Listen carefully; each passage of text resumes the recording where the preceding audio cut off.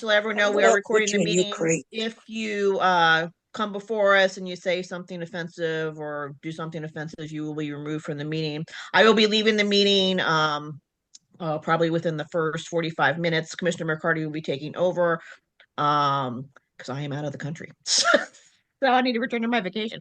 But all right, let's get this party rolling. Go ahead, Commissioner Watkins. You want to do the roll call? Oh, You're we can't muted. hear you. You're muted.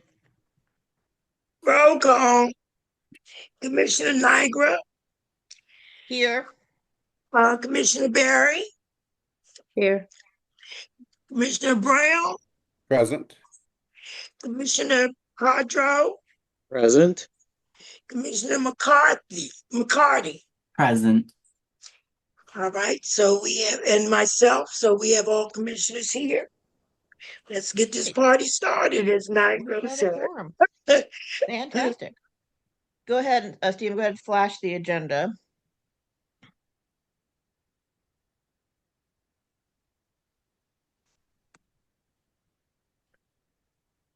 All right. So we do have an addition for the NOI for 7th and Q Street to add that. Anything else, commissioners? No. No. And the NOI is added as bullet point 8. Yep. For people's reference. I'd like to make a motion to approve the agenda as presented. Okay, do you have a second? Second. Tony seconds, all in favor? Aye. Aye. Okay, great. Okay, so I think we have Lieutenant Herring on the other side. Anyone else from the police? Where do you go? Oh, there he is. Hi, Lieutenant.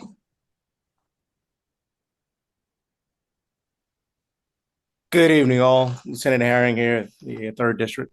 Hello, all. Happy holidays. Happy holiday. There you go. I'm glad everybody can hear me. That confirms everybody can hear me, or somebody can hear me. Let's see.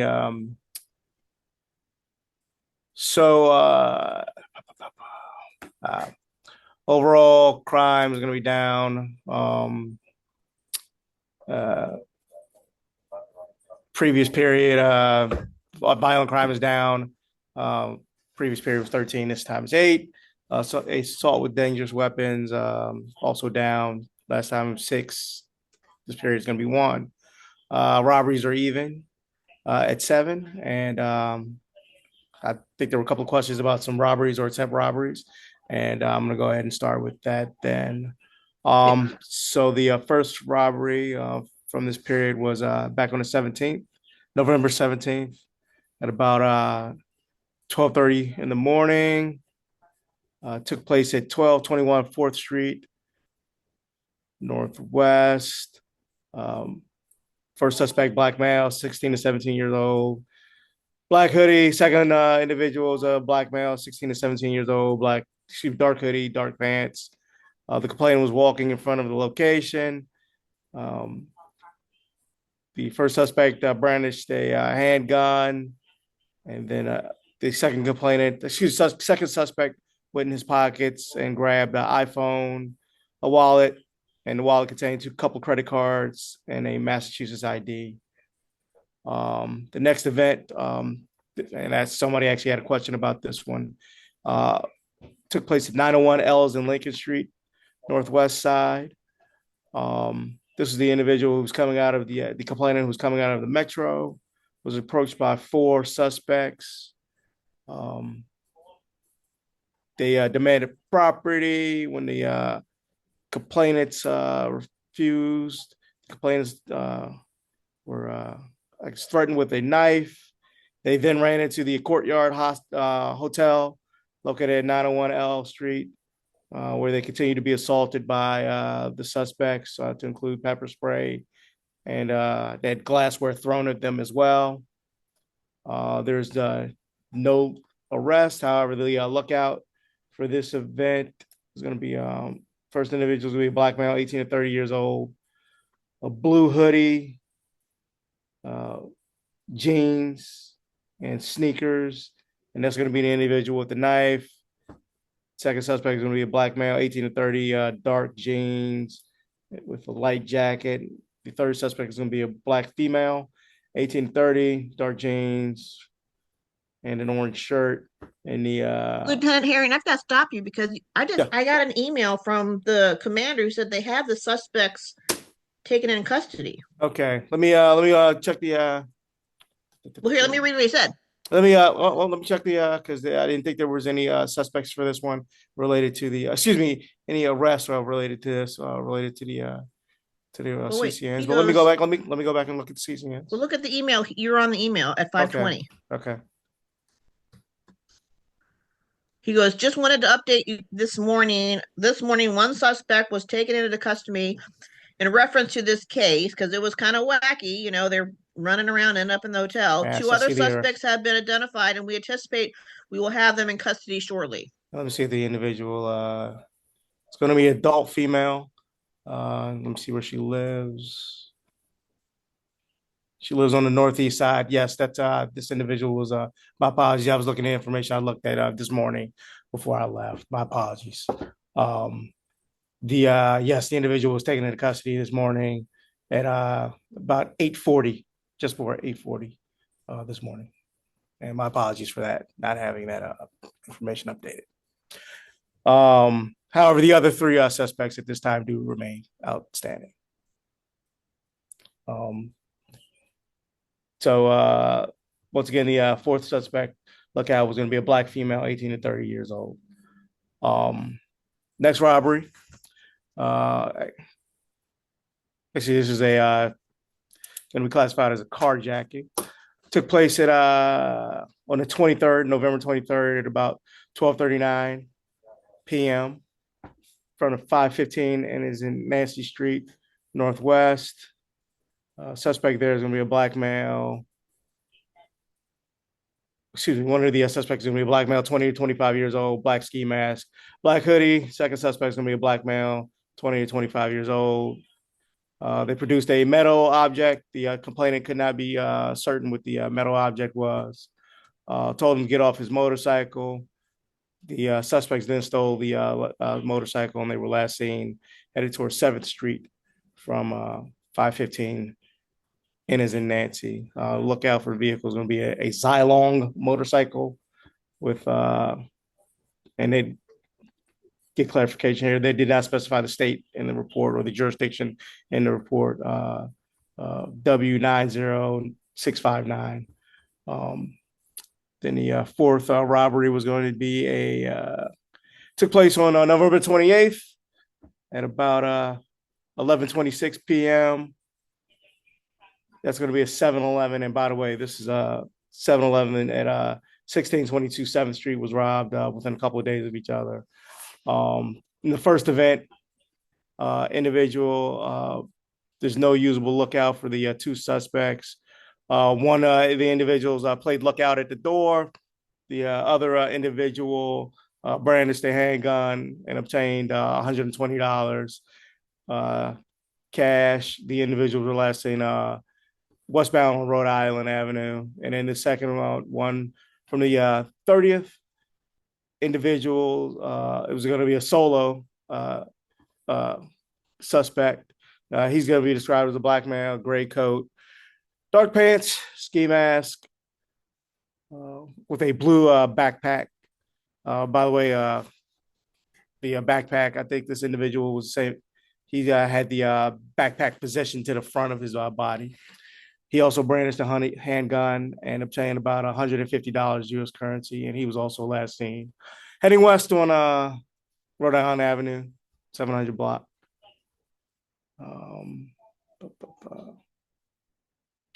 And then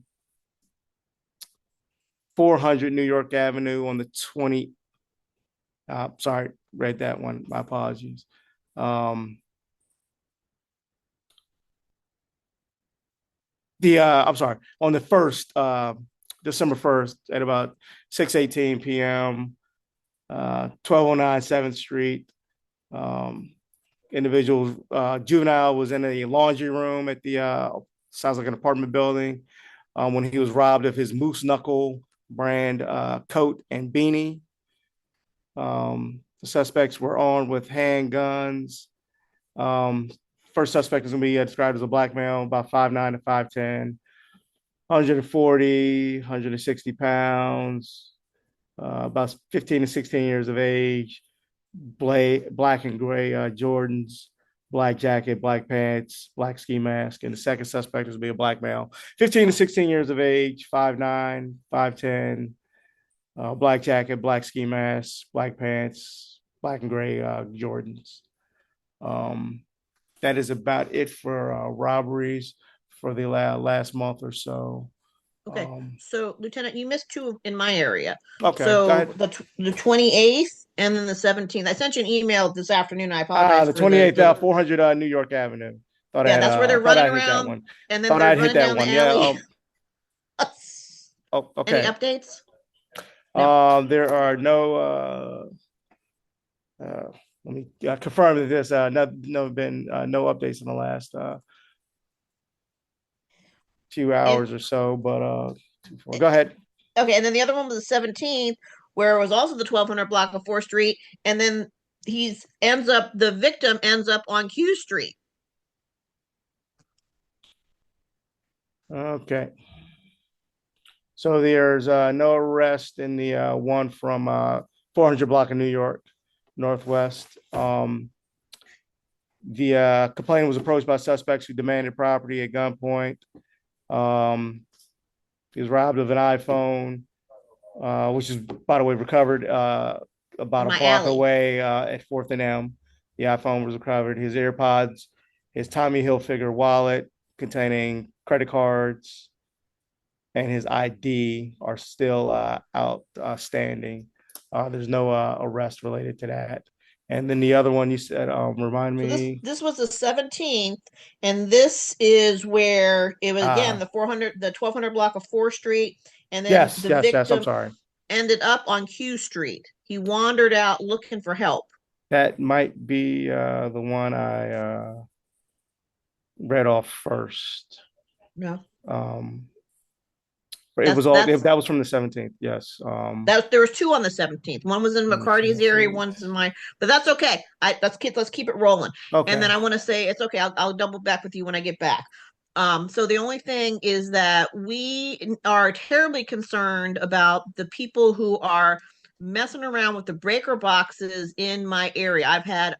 I've lost count how many people have come in. I've been on vacation. So when I get back, we need to have an update about these breaker boxes. In reference to that, has anyone actually from the email, I don't remember if did anybody actually lose power, or is anybody reporting that they're actually losing power, or is it just individuals kind of sending back? No, they lost, and I will go through all of my emails, but it is, and I don't know if anything happened in the meantime for the past almost 2 weeks, but we need to have a discussion because we need to have a discussion. It is not good. It is off the rails on several blocks. Okay. Well, just in reference to that, and the concentration has been on the commercial side but we do have a burglary. Commercial side. What do you mean? What commercial side? I'm sorry. May I finish? Yeah, go ahead. Thank you. All right. The concentration has been on the commercial end of burglaries, but we do have a burglary, several burglary beats that take place in the overnight hours. Let me see. We're talking about the breaker boxes. Yes. But so we are addressing burglaries. We're going to keep it moving. So here's what I need. I just need presence throughout the area, because this is so disturbing that people are going up to on M Street, on N Street, on 4th Street, that people are going up to the breaker boxes and disconnecting them. Gotcha. So I need I know that there's been, since I've been away, people have reported there has been some additional presence. I just need additional presence throughout because that is crazy.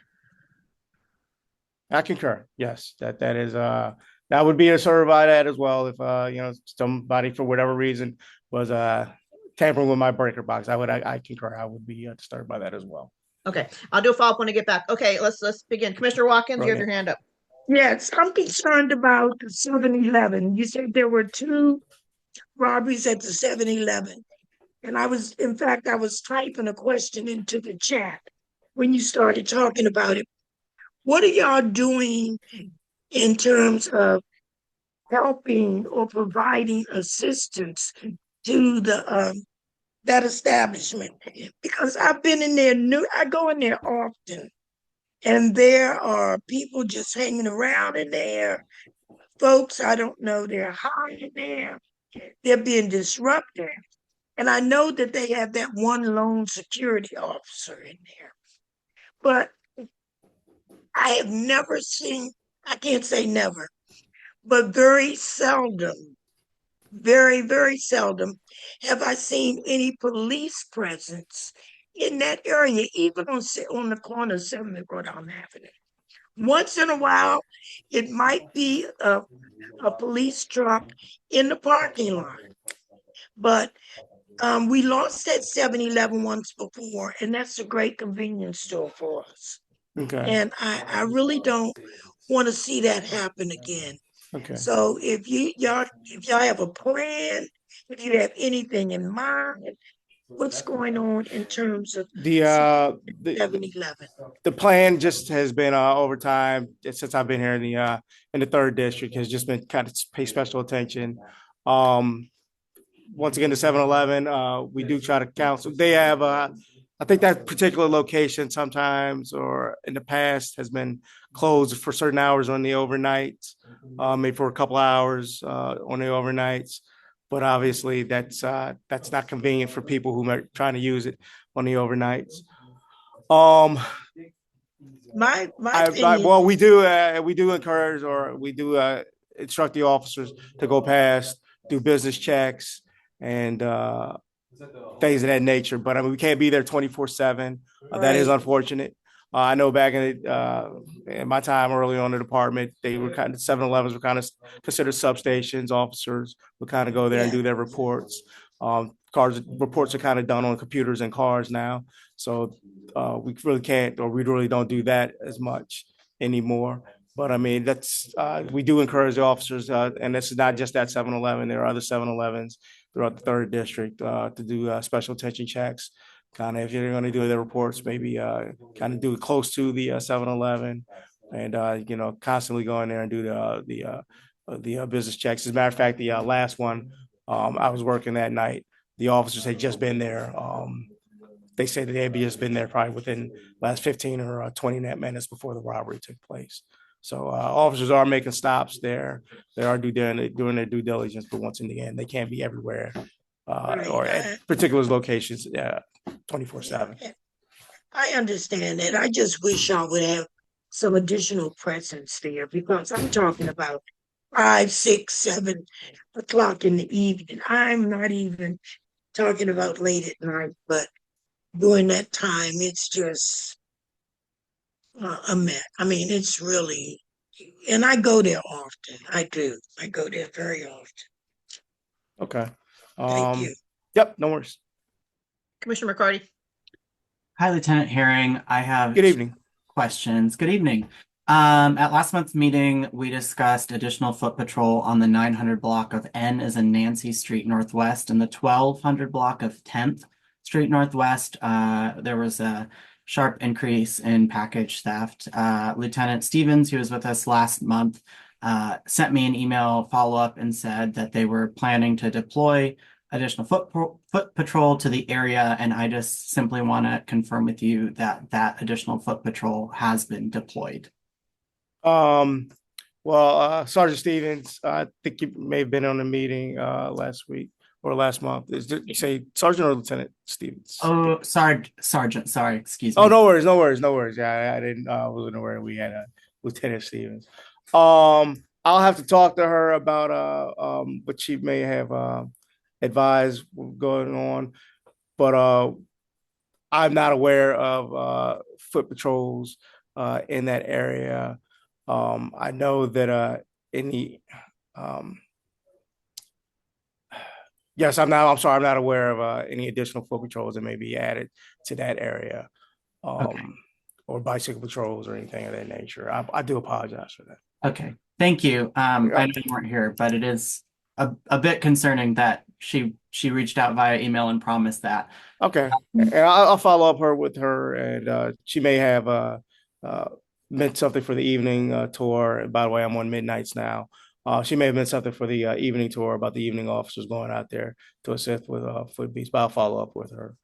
Thank you. And then Yeah. one more quick question. Also at that meeting, we had Commander Pulliam with us, and there was a mugging in the 900 block of M as in uh, margarine on in early November. And the victim reached out and was really concerned about the lighting. There's a pretty dark spot with not sufficient lighting at the intersection of M and Shepherd Court.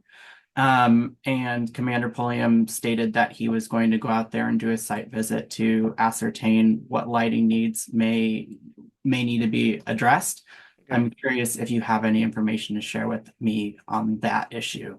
I am not sure about that, but I can follow up with the commander or go out there myself. That's going to be, I guess, somewhere DPW or some other that we can follow up with. I could probably send something to one of the chats and get that area if it's get that addressed. Does it look like a light is out, or does it just need additional lighting?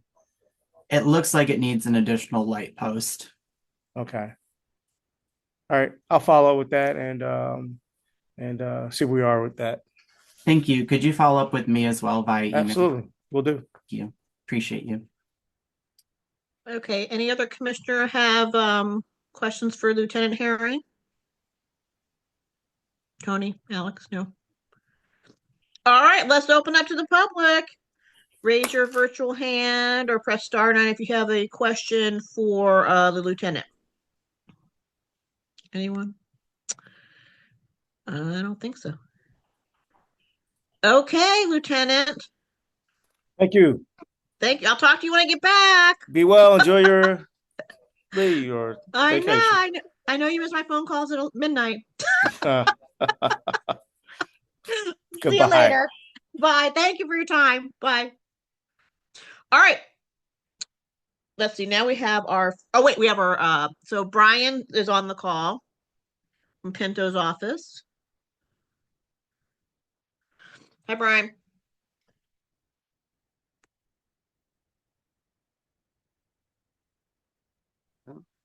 Hey, good evening, everybody.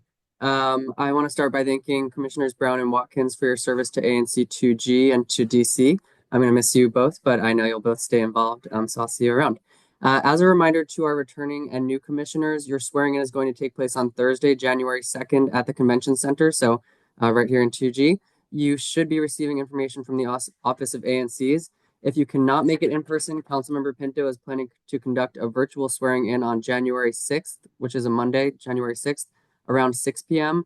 So it's before any of the ANC meetings start for the year for all the Ward 2 ANCs.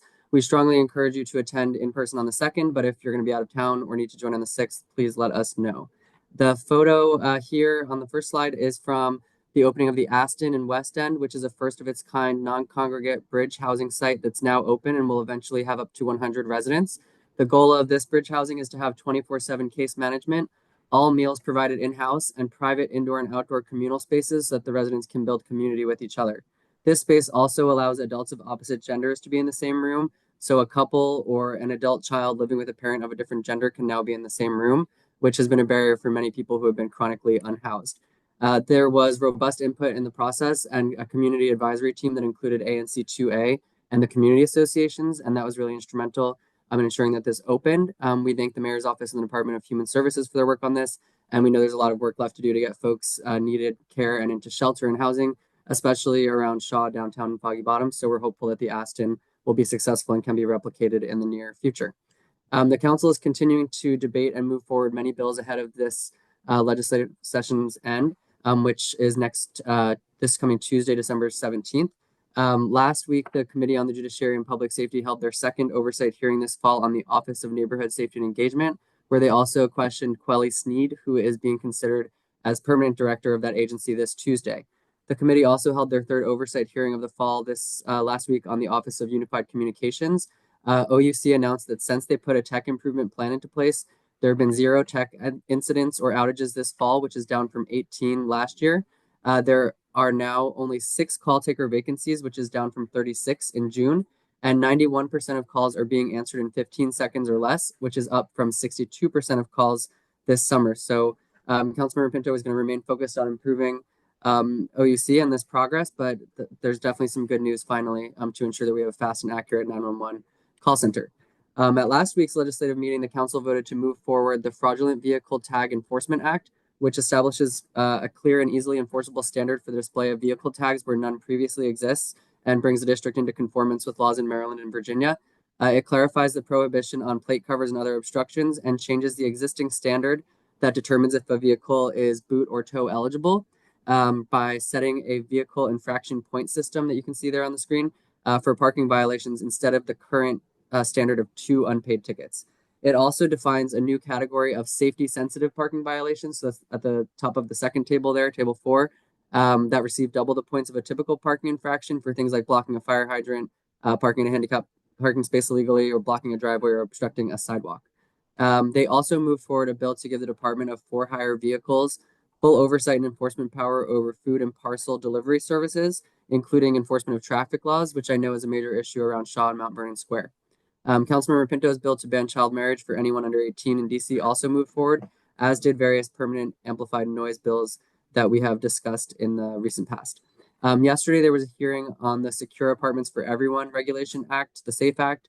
The bill would mandate on-site security assessments and the issuance of a security report by the Department of Buildings for any property that meets certain thresholds, safety thresholds. It also expands the scope of the Nuisance Abatement Act to include crimes of violence and requires all rental properties with 5 or more units to maintain self-closing and self-locking exterior doors. So again, it's 5 or more units. The fiscal year 2026 budget season is quickly approaching. Councilmember Pinto is going to host her annual Ward 2 budget forum virtually on Monday, January 13th. Again, Monday, January 13th at 7 p.m. So please start planning your requests now. If your commission doesn't have time to vote on any requests before then, you can always submit things informally to us. You don't have to have passed a resolution, and you can also always submit them individually as commissioners. We will post registration information soon for that. Agency performance oversight hearings begin at the end of January, with the hearing dates finalized at the start of January, so stay tuned for those. They'll be on the council website. Next year, Councilmember Pinto is planning to focus on expanding economic opportunities for DC residents, so be on the lookout for legislation on that topic. I know there have been a lot of concerns about safety for everyone, but also for members of the LGBTQ plus community in recent months. I just wanted to share a few updates. MPD does not believe that any of the incidents that occurred around Halloween were related. And at least 3 arrests have been made, 2 for the attack that killed Brian Smith in LaDroit Park, so just over the border in Ward 1, and 1 for the attack on Thomas Robles at the McDonald's at 14th and U. MPD is continuing to investigate and search for other suspects in that case. And ensuring that there are working cameras that MPD has access to is critical to closing these cases when they do occur. The council has funded units and training for MPD to specifically deal with hate crimes. We've been meeting with our public safety agencies about this lately.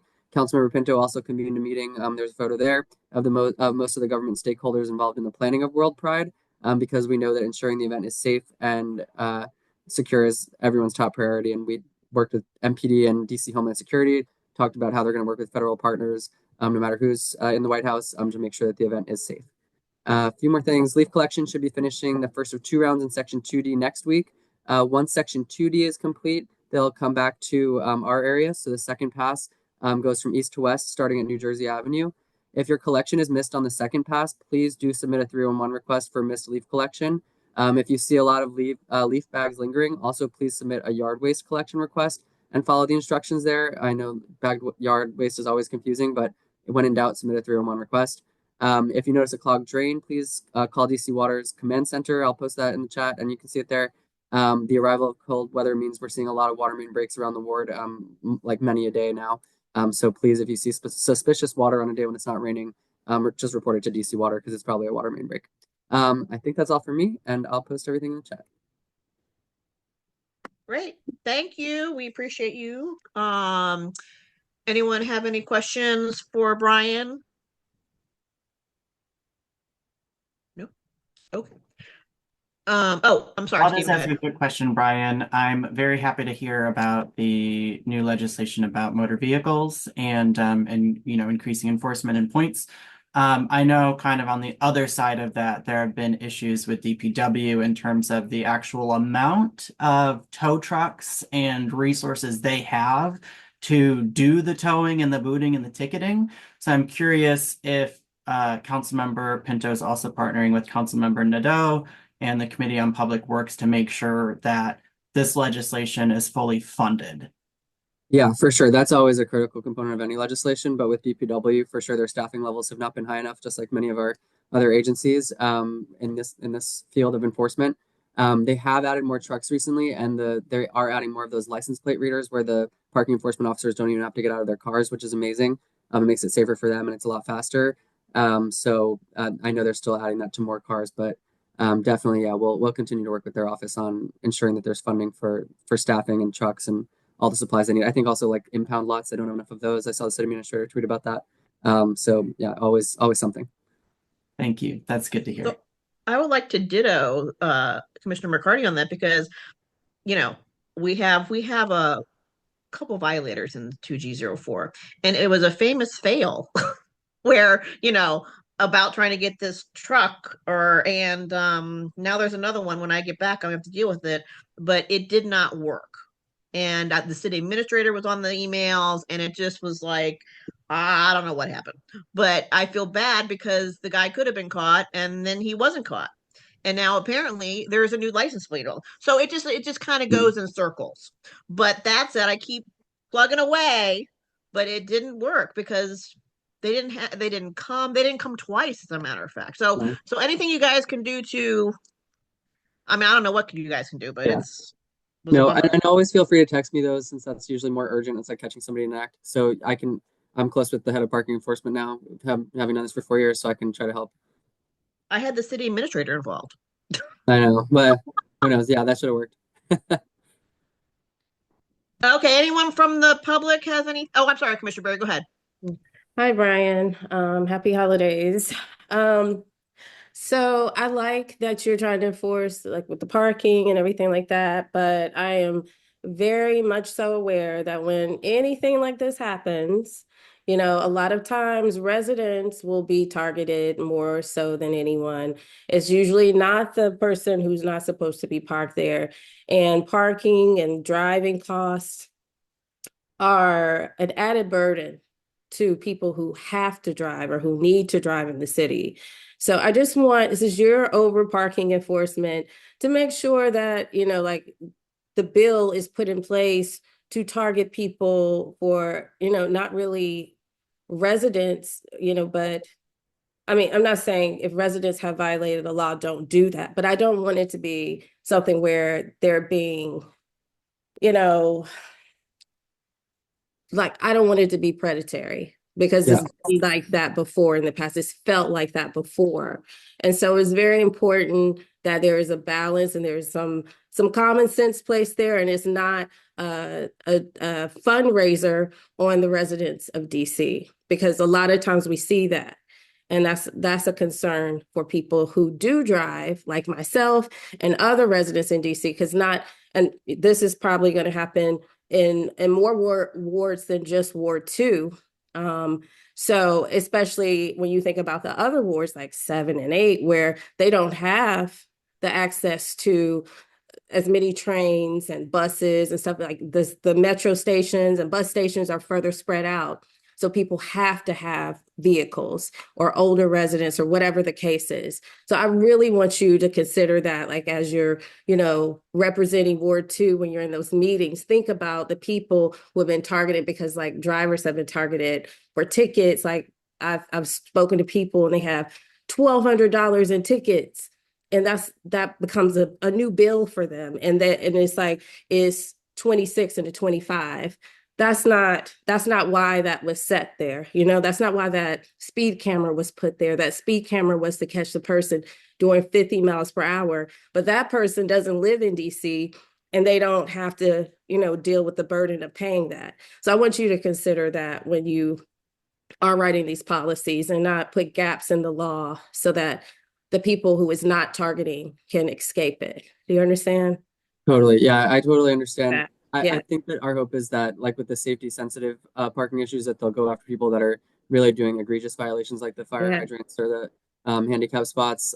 So we're hoping they focus on that, and then the fake tags as well. I think there's going to be a new focus on that just because that issue skyrocketed during the pandemic and hasn't. Completely support that. And I Yeah. think DC Yeah. residents support that too. But the other side of it, that needs to be brought up because like a lot of times when you're creating these policies, that's forgotten. And, we just make this blanket law and we forget about the people who are actually going to be hurt the most in it. And I don't want to let this moment escape without me telling you, please don't forget about that. I appreciate that, and I'll share that with Councilmember Pinto. Thank you. Thank you. Tony? Oh, yeah, I don't know if Brian, you would be in on this or not, but you know that there's a lot of construction going on in the 400 and 500 blocks of 4 and 500 block of S Street. Of course, we've been putting up with this for at least the last 6 months or so, but essentially there's no parking in those blocks, which basically has strained the rest of us. In addition to there being no parking, they're also parking the construction vehicles in our parking spaces, and they also basically having loads of supplies. So parking is really being strained. Is there anything that you can suggest that we can do to sort of give our, the people, the residents, some relief? Not off the top of my head, unfortunately, but I'll think about that because I know what Okay. you're talking about. I mean, I can see it from my window, so. Yeah, I'm parking 1 and 2 blocks away from my house. That's a mess. Yes. Okay. Thank you. Okay, anyone else from the commission? Um, Stephen? I'm just gonna add to Tony's comment and give you some information, Brian. This similar thing happened on my block, and I reached out to DDOT. They have no saturation or limitation on how many spots in a specific area that a construction site can reserve. And so I did recommend to them when that happened that they need to place limitations on that so that construction companies like that cannot reserve entire blocks for like 6 months at a time. So I would encourage you, again, to partner with Councilmember Allen and on this one to make sure that maybe some of those concerns get into DDOT policy because they have no consideration right now. And I do have that in writing. They have no consideration right now for the total number of spaces that can be reserved relative to the residential parking in the area. Okay, yeah, that makes a lot of sense to me. So I'll keep that in mind. Thanks. Yeah. Let me just add too, and the workers come and take the resident spots as well. So, we're basically down to a minimum. Okay. But 6th Street has reopened finally, part of it. But there's no parking. All right, anyone from the public that would like to talk to Brian from Councilmember Pinto's office? Raise your hand or press *9. Nope. All right, Brian, we thank you for your time. All right, have a good holiday. See you Take then, care. everybody. Bye-bye. All right, Solana, you are up from the convention center.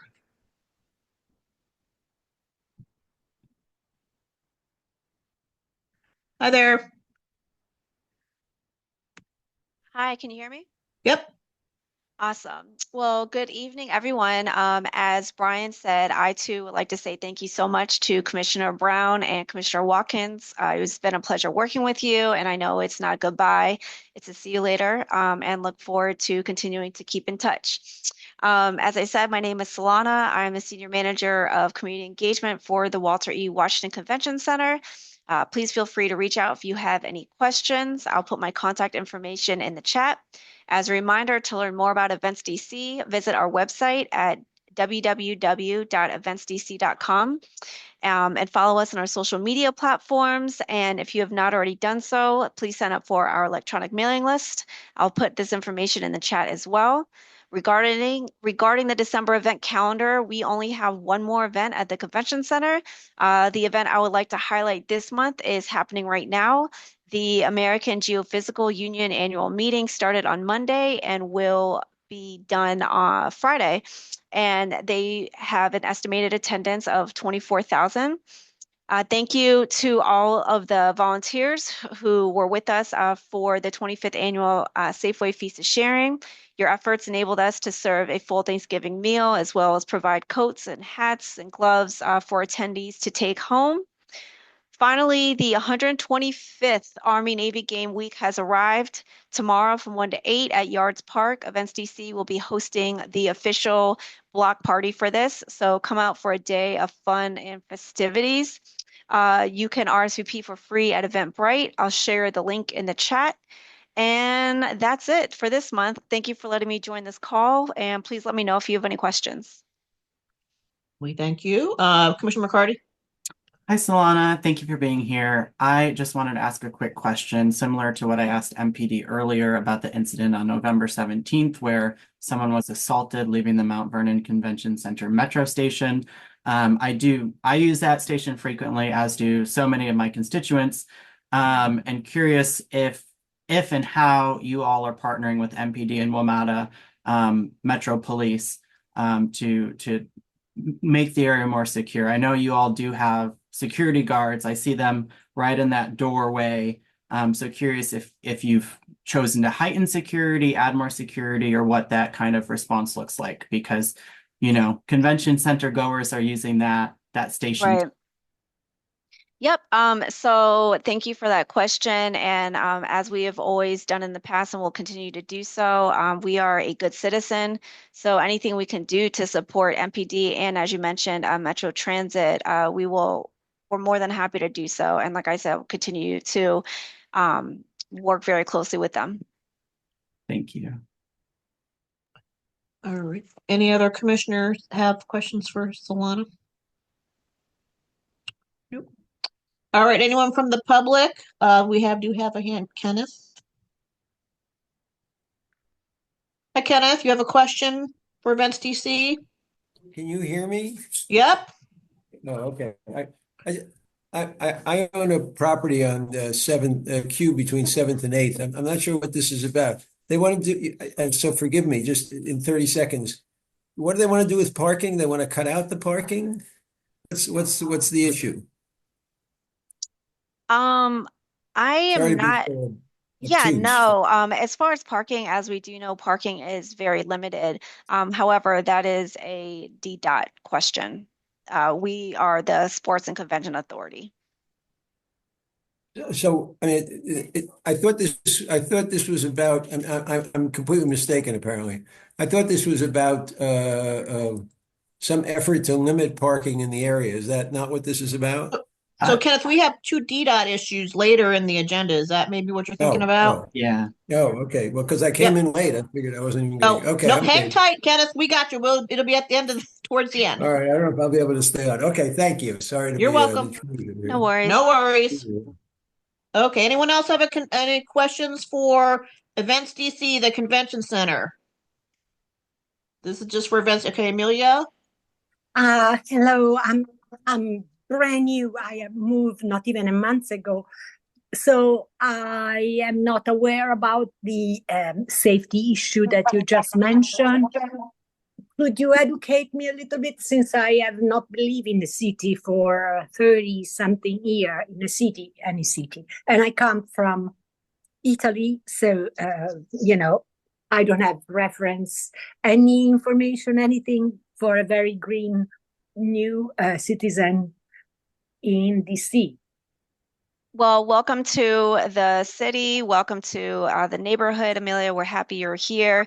For any public safety questions, I would definitely refer you to MPD. As I mentioned, Events DC, we work to support MPD. And as Commissioner McCarty mentioned, anything with the Metro Transit, we're here to help, and we'll continue to work very closely with both of those agencies.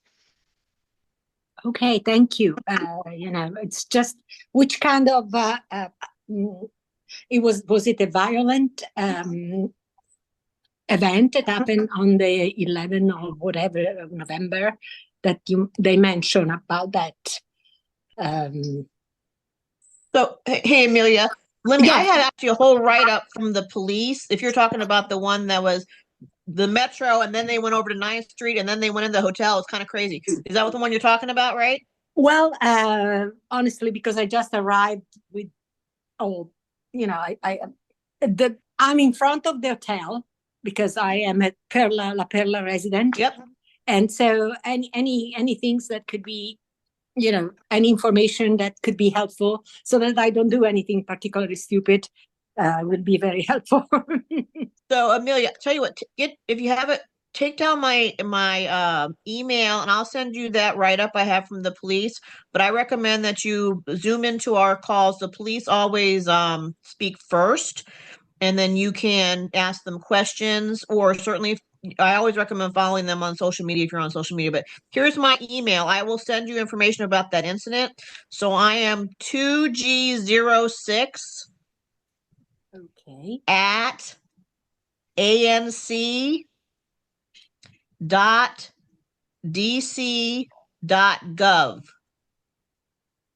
2G06 at ANC.dc.gov. After the at, you have AMC. Yep. DC.gov. A as an apple, N as in Okay. Nancy, C as in cat. And then I'll also put all of the commander, the captain, lieutenant information there, and you're always welcome to reach out to them individually. Oh, thank you very So much. send me an email, okay?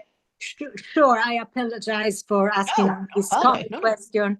It's fine. Don't worry. It's also the first time I managed to come on Zoom, and Oh, good. We want to see you every month. Tell all your neighbors. Okay. No worries. It's all Thank questions you. are good questions, all right? Thank you very much. All right. Any other one have any questions for the convention center? Events DC? No? Okay. All right, Solana. All right. Thank you. Have a good night. Okay, you're welcome. Bye-bye. All righty. And now we have our first topic to vote, and this is oh, I'm sorry. Anyone else have any announcements? Commissioners? Go ahead, Alex. Yes, two upcoming events this Saturday, the 14th of December. The first is at 11 a.m. over at Cooper Gordon Park at 6R and Rhode Island.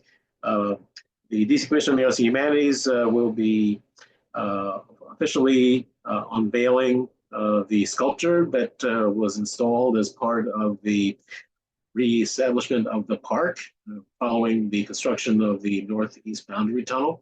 So it's it'll just be a brief ceremony, but there'll be some words about the two honorees of the park if folks are interested in stopping by. And then secondly, just outside of the neighborhood, but still related to the neighborhood, the Carter G. Woodson Home National Historic Site at 1538 9th Street will be having its annual birthday celebration for Dr. Woodson. That'll actually be at Dunbar High School over on the 100 block of N Street Northwest, starting at 2 o'clock.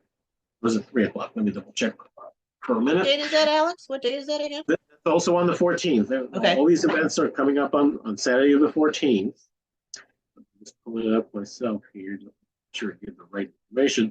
So yes, 2 p.m. the Carter G. Woodson birthday celebration. National Park Service will be presenting that. They usually have some lectures and presentations, music, performances, etc. A very nice event. It usually takes about 2 hours. So that'll be at Dunbar High School at 2 o'clock. And then one of our longest running holiday neighborhood tree lighting ceremonies will be taking place at 5:30 at the French Street Park at French and 10th Streets Northwest. And that'll be the lighting for the holiday tree, as well as some refreshments that will be offered by the Front Street Neighbors Association. So that's at 5:30 p.m. And all of this is coming Saturday the 14th. Thanks. Sounds like fun. Commissioner Barry? Okay, real quick, Alex, does the Carter G. Woodson event have a cost to it? No, no, all of these events are free of charge and no reservations are required. Okay, thank you. Okay, so Springfield Baptist Church on Sunday, they're having a coat drive. And I'm going to send this to all the commissioners. So it's very cold outside. So if you know someone in need of a coat, please, Sunday after 2 p.m., they could go by the church and find a coat that fits them. That is this Sunday at 2 p.m. and they're located at 508 Peace Street Northwest in DC, of course. And there is an event at the it's called Holiday Hype. It's hosted by DPR at the Carnegie Library. And that's on this Saturday from 3 p.m. to 8 p.m. And they'll have music, games, hot cocoa, handmade gifts, a moon bounce, and more. So if you want to take your kids out there they've been having a lot of things. It's close to the village. There's a lot going out there. I think this past weekend they had like a mistletoe. 2 weekends ago they had like a mistletoe out there and it was s'mores. So, but this event is on Saturday from 3 p.m. to 8 p.m. All ages are invited. I encourage you all to go to that. There's also at the Kennedy Rec Center, you can donate clothes for a clothing drive. It's called Girls. Hold on, let me see. I want to give the proper name. It's called Young Ladies on the Rise Clothing Drive. And you can drop off your gently used, new, or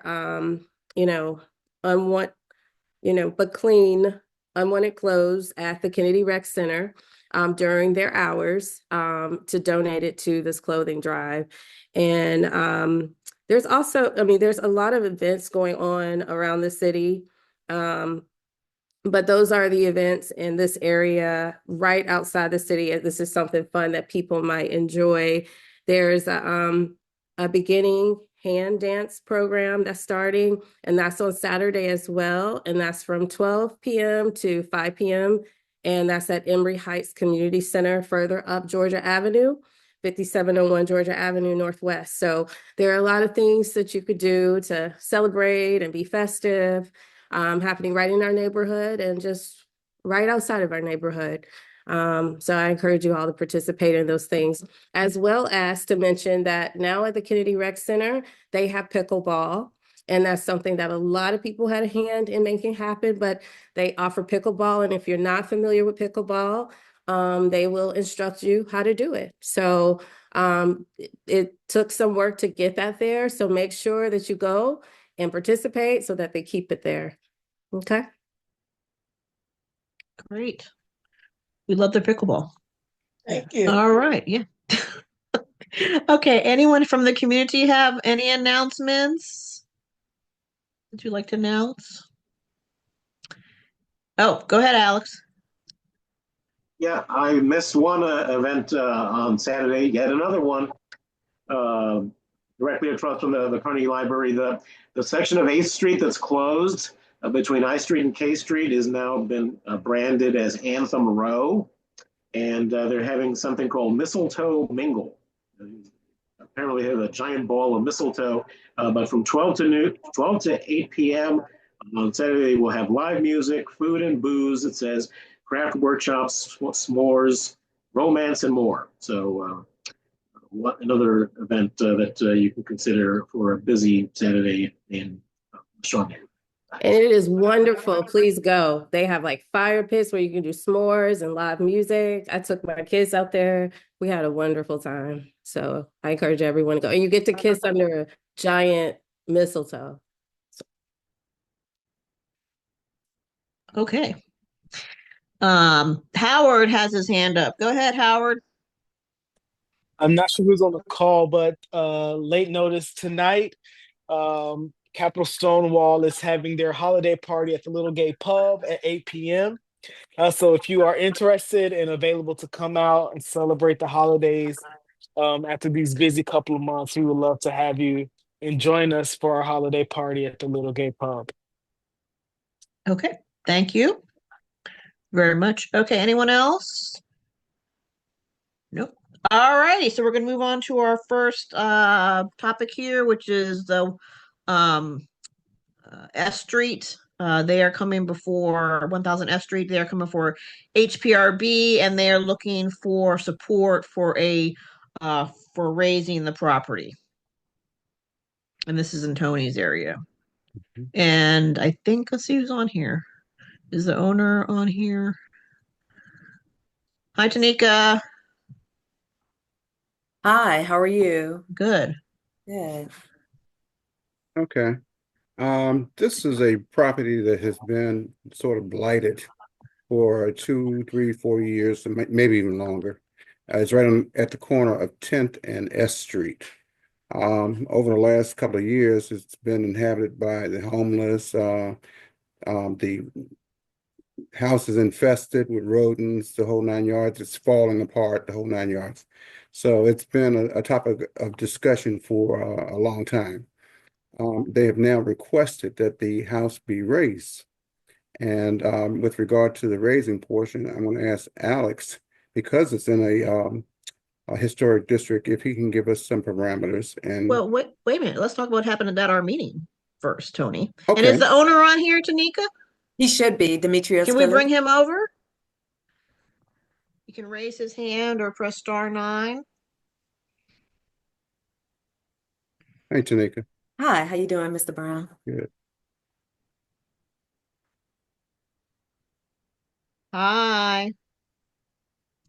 You're muted. Okay, Can you hear me? yes, Yeah, it's going. okay, Good. all right, So let's talk about what happened at our meeting. okay, So yes. there was the three little members on there. This is our only topic. Mhm. And so it was interesting, the conversation that we had is that with the owner describing it, he didn't really, or he did finally, it was acknowledged that he was at fault for what was going on with the property. And maybe you want to explain that better. But it is, I mean, it's be to the point. This is demolition by neglect. The owner has been neglectful for this property for a very, very long time and tried to say during the initial part of the meeting that it wasn't him, but it was him. So and I'll be very brief because I think Alex understands what's going on, is that to then come before the HPRB saying now that you want to raise this property when you have been not doing anything for literally since I think it's the late 90s, 1999, 97, something like that. That the other, whether it's my historic area, the Shaw historic area, other people have been trying to keep their properties up, following the historic preservation regulations, but this property has not. And now they want to just simply raise it, which is a cheaper end of the deal than trying to keep up with the property for decades. Am I describing that right, Tony? What happened at the meeting? And Correct. so Tony and Paul were the other members, and myself were on the call last week, and they voted for the raise permit. I did not, because it is wrong what has happened for decades with this property, and for this owner to basically get away, which is demolition by neglect, is just wrong. When our other, I don't care wherever you live in our area, but other people have to follow the rules, and this owner has chosen not to follow the rules. But go ahead, Alex. Thank you. So in historic preservation circles, the biggest transgression, the most heinous, violation of the integrity of a historic building in a historic neighborhood is demolition by neglect. And that is basically a property owner that intentionally does nothing to maintain their property so that it can contribute positively to that historic district. So this building at 1000 S Street, this is a frame structure, is a contributing structure to the greater U Street Historic District. And as such, anything that is done to it or proposed to be done to it comes under the purview of the Historic Preservation Review Board. Now, this is an area that was in my a single member district for 10 years. And I know that the neighbors have been very concerned about it for a very long time. It was a convenience store. for a number of years. It began to be renovated as an upscale retail establishment. That project did not go forward. And the owners of the property have done nothing to maintain it. When we have had similar properties that have been affected by fires and other tragedies, the Historic Preservation Review Board has required the property owners to do what they can to incorporate all or as much as possible of the existing historic fabric into a renovation or an expanded building on the property. So quite simply, while it would be certainly much cheaper for the property owner to demolish and build something new, that is not what the Historic Preservation Review Board is going to encourage them to do, what they will approve. I am very confident of that, having been dealing with historic preservation issues in this neighborhood for almost 30 years now. So I know that I will be voting to oppose the proposed raise that is before us. And I would encourage other members of the commission to likewise, support, the historic preservation of our historic districts, that make our neighborhoods great and which maintain the quality of life for our neighborhoods, by maintaining their historic character. And I second Alex with that, just because as you all know, I live in the Mount Vernon historic area, my constituents, and it's just plain wrong. There's just no two bones about it. And then what happened on the call last week where the owner didn't really take responsibility for his own property to the very end. It's all about money. And he did acknowledge at the end that is about money. And as Alex did mention, this is the cheaper route to go is to raise it, but that is not fair to other constituents who have spent a tremendous amount of money to keep their property up to date. So I'd like the owner now to speak, if you have something to say. Yes. Can you hear me? Yeah. All right. My name is Dimitrios Philis, the owner of 1000 AC Street. I have this building since 1999, and I've been trying to maintain it so hard, trying to keep up with the building, whatever structure or any problem that was in the past. Lately, I have given this property to a family member of mine to go ahead and take care of it for me. They are elderly, so they end up leasing that place to somebody else. So the person who leased it have a 5-year lease since 2019. So he was doing a renovation on the building. When he do that, he messed up on the structures. So the structures shifted to the side. And we have the engineer report that will show that the property is not, we cannot be able to fix it. So it is beyond to fix it and is rotted. And that's the reason why we want to go ahead and do the new building. Well, okay, again, I don't know if you guys want to bring up the presentation or not. You're certainly more than welcome to, but you are not, again, not taking responsibility. This is decades. All right, let me put it this way. Okay. For anyone, like, I would like to apologize for everyone who's not happy about my building for what happened. So let me put it that way. So going forward, I'm willing to fix it. I have finances ready, but my finances ready to go forward based on for a new building, a new construction or a new houses. So if I don't go that way, the loan is going to be terminated. That means we all will be stuck with this building for a long time. So I'm trying now. I got the loan ready and everything is lined up. All I'm trying to do is have a nice building so we can go forward. But if we cannot do this, this project is going to die right now, right here, and we all will be stuck right here. I mean, thank God my mortgage is paid in full. I don't have any monthly payment, but we all will be stuck right here now for years. Ms. Brown, did you want to say something? Yes, I did, Chair. Thank you for giving me the opportunity to speak. I definitely heard your concern as well as your other fellow ANC member, and I just want to make a bit of a clarification because I think there's been a misconception here. This has not been an owner-occupied property. And although I know that your view is that an owner of a historic property must maintain the property in the same vein like his fellow neighbors, this is not an owner-occupied property. This was actually a misuse commercial building with a housing unit on top. So unlike your other neighbors who have owner-occupied residences, this is absolutely not the same. In addition to that, the structure and the character of this particular building that's owned by Mr. Philos does not substantially contribute to the historic character of the neighborhood. As we stated last week, this structure is comprised of wood and aluminum siding, I believe.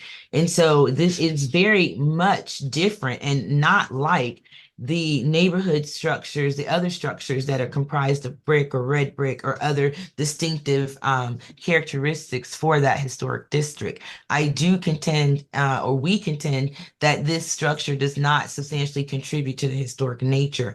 And so therefore, we are positioned very differently than the surrounding neighbors in that community. So we ask that you please understand our position. This building has not been dilapidated since 1999. I think my client misspoke when he made that statement last week in our committee meeting. I do want to say that this building has been maintained, and it was not until recently when my client left it in the care of someone else. And we do acknowledge that that was probably not the best move because the care of the when he put the building in the care of his relatives who were elderly, they in turn leased the building, which then put the burden to maintain the building actually on the structure on the tenant.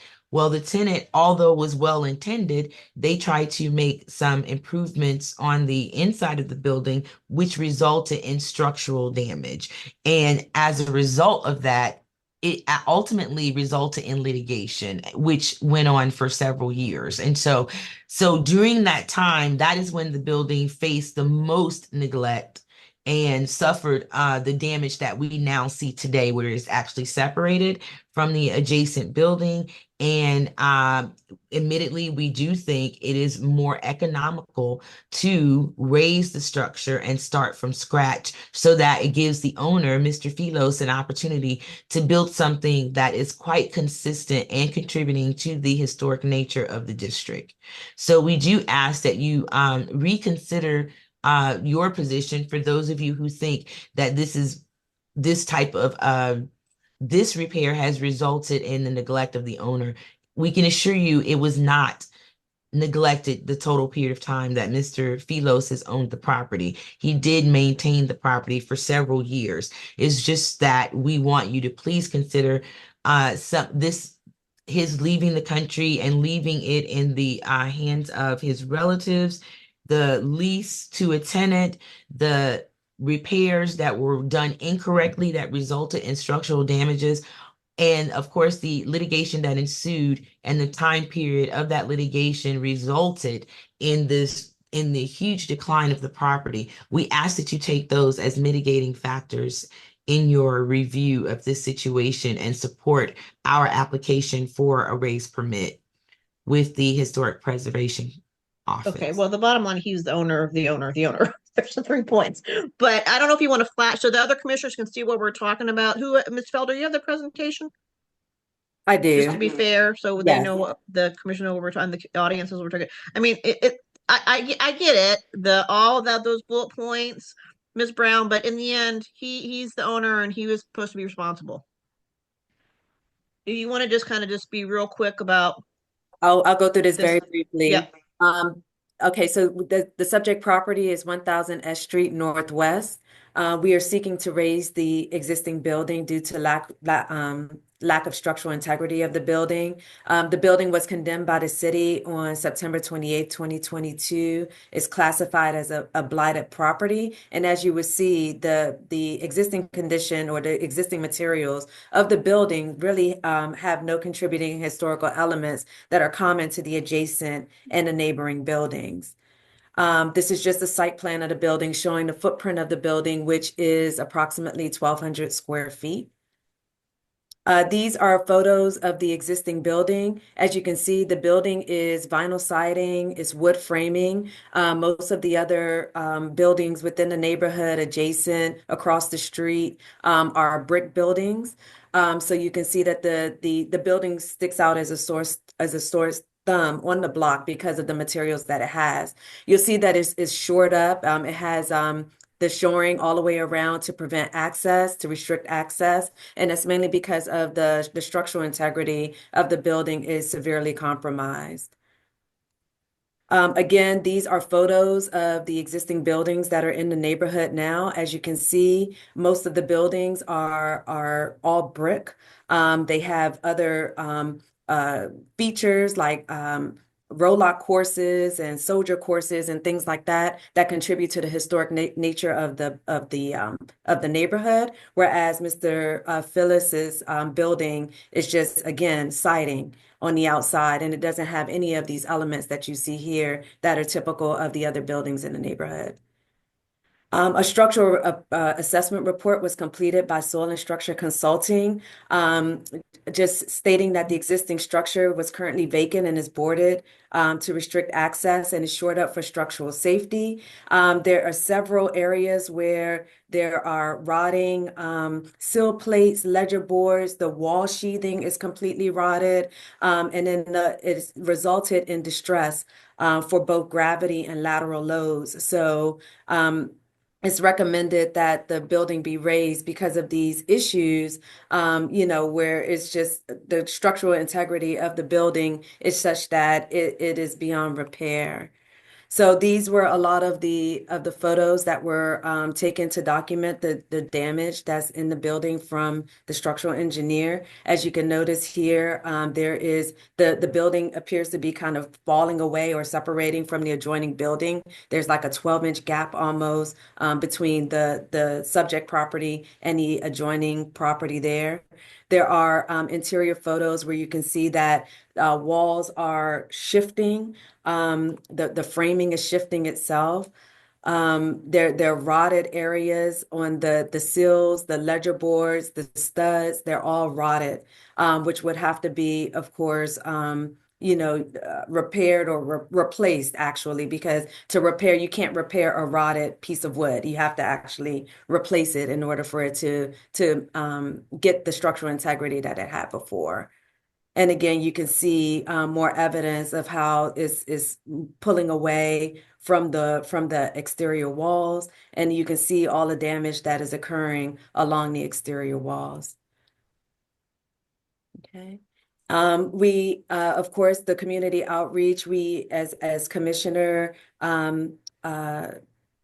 pointed out earlier, we had a meeting last week where the vote was to support the raise of the building. And then we also had neighbor outreach as well, where we have where the project was presented to the neighbors, and they also offered their support for the raise of the building as well.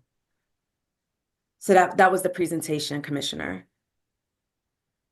Okay, great. Go ahead and take that down. Okay, Alex, you had something else to say? So there are a few things that aggravate me more than people that don't understand how a contributing building is determined for a historic district. A contributing building to a historic district is based on the age, the date of construction of a building. It doesn't matter what the materials are. It doesn't matter what the architectural style is. It is when the building is from. Whether the building has structural integrity or not also is not a factor. If there is any original fabric that remains, it has to be incorporated. I can point you to several examples. I can even share a photograph of one of the buildings in my single member district that was a frame building, this building in the middle here, that was completely, fire damaged. This is an old farmhouse. As you can tell, it doesn't match, what the buildings around it look like. It has wood siding. When I first moved to the neighborhood, it had vinyl siding. It looked very much like 1000 S Street. But the Historic Preservation Review Board told the building owner that they had to renovate and incorporate the building and replace whatever materials had to be replaced, but the building had to maintain its original appearance. So all of that siding was taken off. What could be salvaged of the original material was incorporated, and we now have a contributing building to the Shaw Historic District that if it was not for the policies and procedures of the Historic Preservation Review Board, this building would not be here. There are numerous other examples.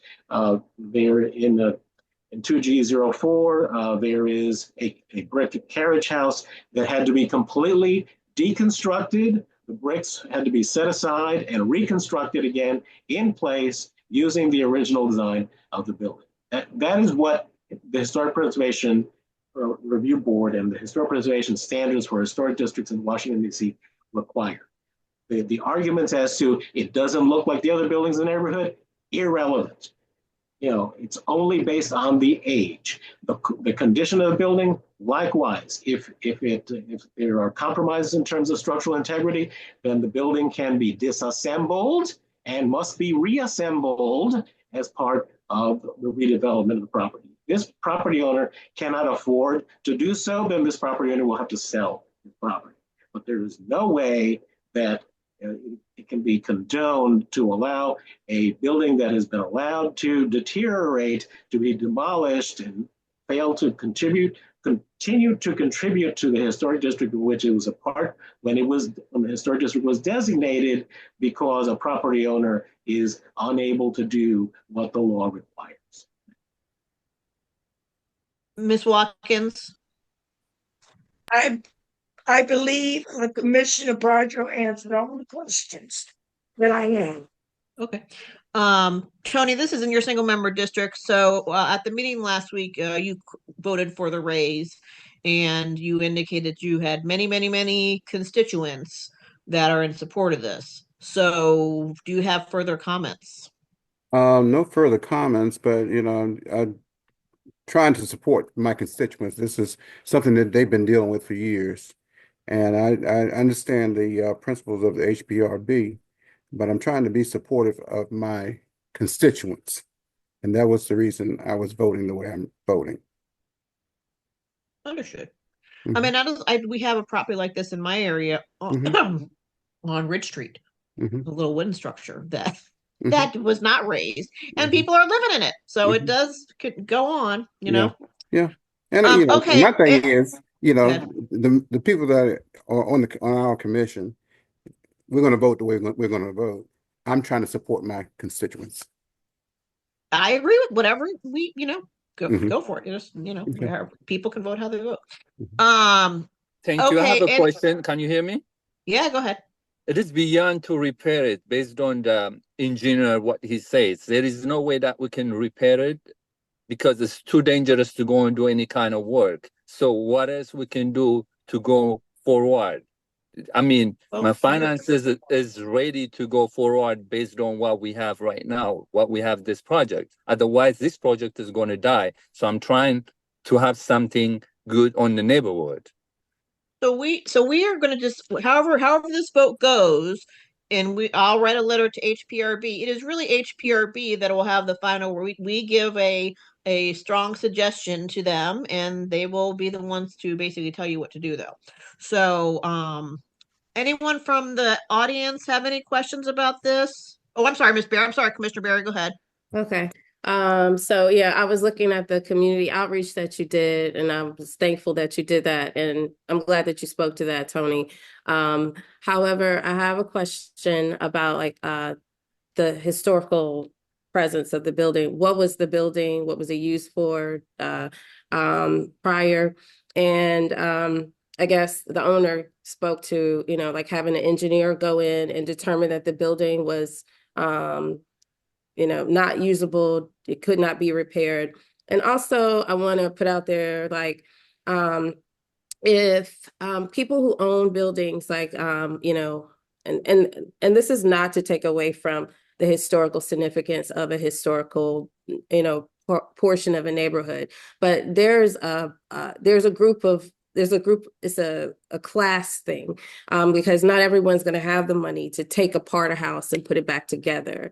And that takes this owner possibly out of that and leaves us with something that, you know, the neighbors who voted, who signed your who support your project, leaves them with a torn down house possibly, and who knows what would go there. And I'm just speaking from my own personal experience. I've only been a commissioner 2 years, and I will be here for the next 2 terms. But what I've seen is that, like, you know, that a company will come in and purchase it, and they'll get an exception, and we'll change it into something totally different that is not historical in the middle of a historical district. So I support Commissioner Brown on this. I support your community outreach. I certainly wouldn't want that next to my home.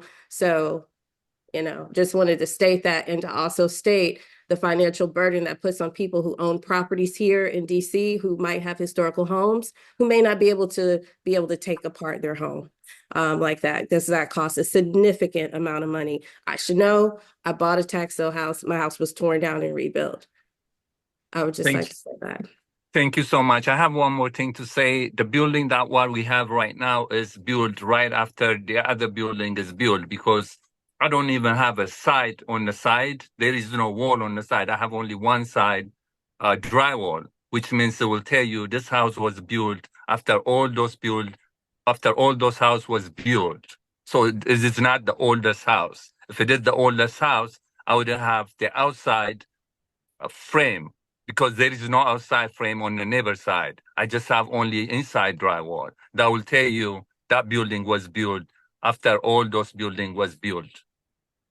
Not to mention, I want to just interject for a second, because I want to, first of all, thank Commissioner Berry for what she stated. That certainly is a factor here, as we've acknowledged that financially, not everyone is in the position to try to make something habitable that at this point is not habitable. So a couple of things I want to also point out is that I know the chair stated that the owner couldn't do what he needed to do to rehabilitate the building, that he should just sell it. Well, the problem with that is that the condition of the building is so in disrepair that, one, I don't even know if it's sellable, and two, even if it's sellable, it would fall into further disrepair by the time it's even considered to be sold or bought by someone.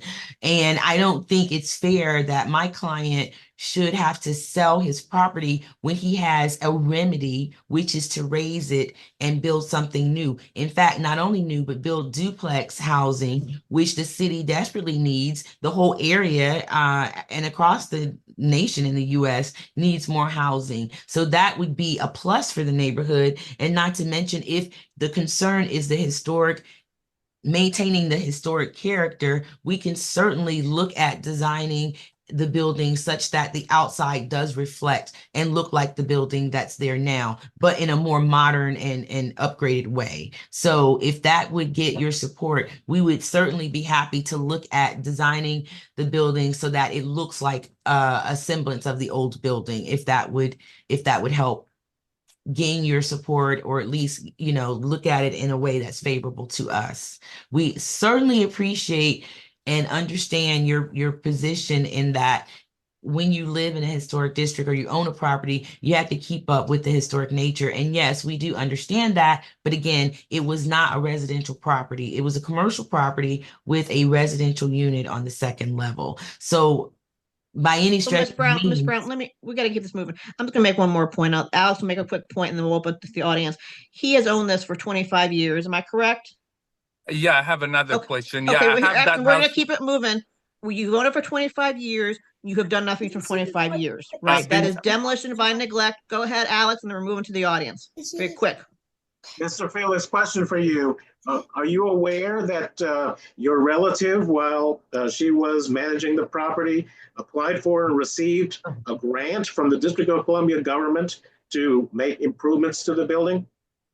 Yeah, she did get some amount money and she did some work on it. Yeah, she did some work on the building. Okay, I just wanted to make sure that that was acknowledged as well. Yeah, also I have this building since I was 22. So I was spending all 20 since I was 22 to current. I've been working so hard to keep that building. So it's just letting You go that haven't. house. We wouldn't be having this discussion if you would have been keeping it up for 25 years. This was your choice not to keep it up for 25 years. Is demolition by neglect. I'm going to go to Howard real quick. Howard, be quick like a jackrabbit. Yes, thank you so much. A couple of questions. First question is, thank you for so much for going to the residents in the neighborhood because this has been a topic of conversation.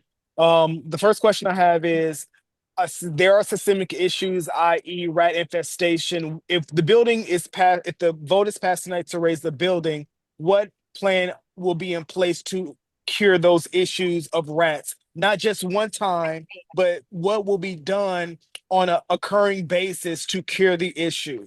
Is there a plan in place to do that? So Yes, as go part ahead. of Demetrius, let me get that. So as part of the raise permit, we are required to provide a rodent control plan to the city, and we are required to follow that as part of the raise permit. Okay, do you have an idea what that looks like? Are you able to provide that plan? Or can you inform us of what that plan will look like? How often will it be cured and sprayed? Because if it's raised, it's going to go crazy with all the rats going everywhere. It's going to affect people's homes. It's going to be some instant disservice to current residents that are going to be living there. So what instant plans that are going to be in place along with future plans on a consistent basis to cure that issue? Do y'all have an idea what that looks like? So we have a pest control company that is that will be hired to. No, they are already hired. They've been working every 3 months. They've been coming and putting proper staff there to take care of the problem. American Paste. But Okay. also in addition to that, we are looking. It's a concurrent thing. So once the building is raised, we are also working on the drawings to get a permit to build a new building. So it would all happen within. It's not going to be a long lapse of time between when the building is raised and when a new building would be constructed. Okay, thank you. Second question I have is going with the character to ensure with the historical value. If I'm not mistaken, I think the owner came to a meeting for French Street 2 months ago stating that the building will look identical or similar to the condo building across the street. Is that correct? Yes, yeah, I remember you. Yes, that's true. Okay. I mean, we can show you the draw right now. We have it. Tanika, can you show them what we We're have? not going to show it. We're talking No, about no, HPRB right now. We're not doing it's that okay. now. It's fine. And the last question I have is I think Quinn brought up a good question about housing and that needed around the district. What we need in the city is affordable housing. There's housing going up everywhere, but we need affordable housing. What kind of targeted housing is So planned for Howard, this we're going to stick location? with HPRB topic, okay? We're going to move I on. am That's gonna another move. I am thing. gonna move over there with my family members. Okay, thank Okay, you.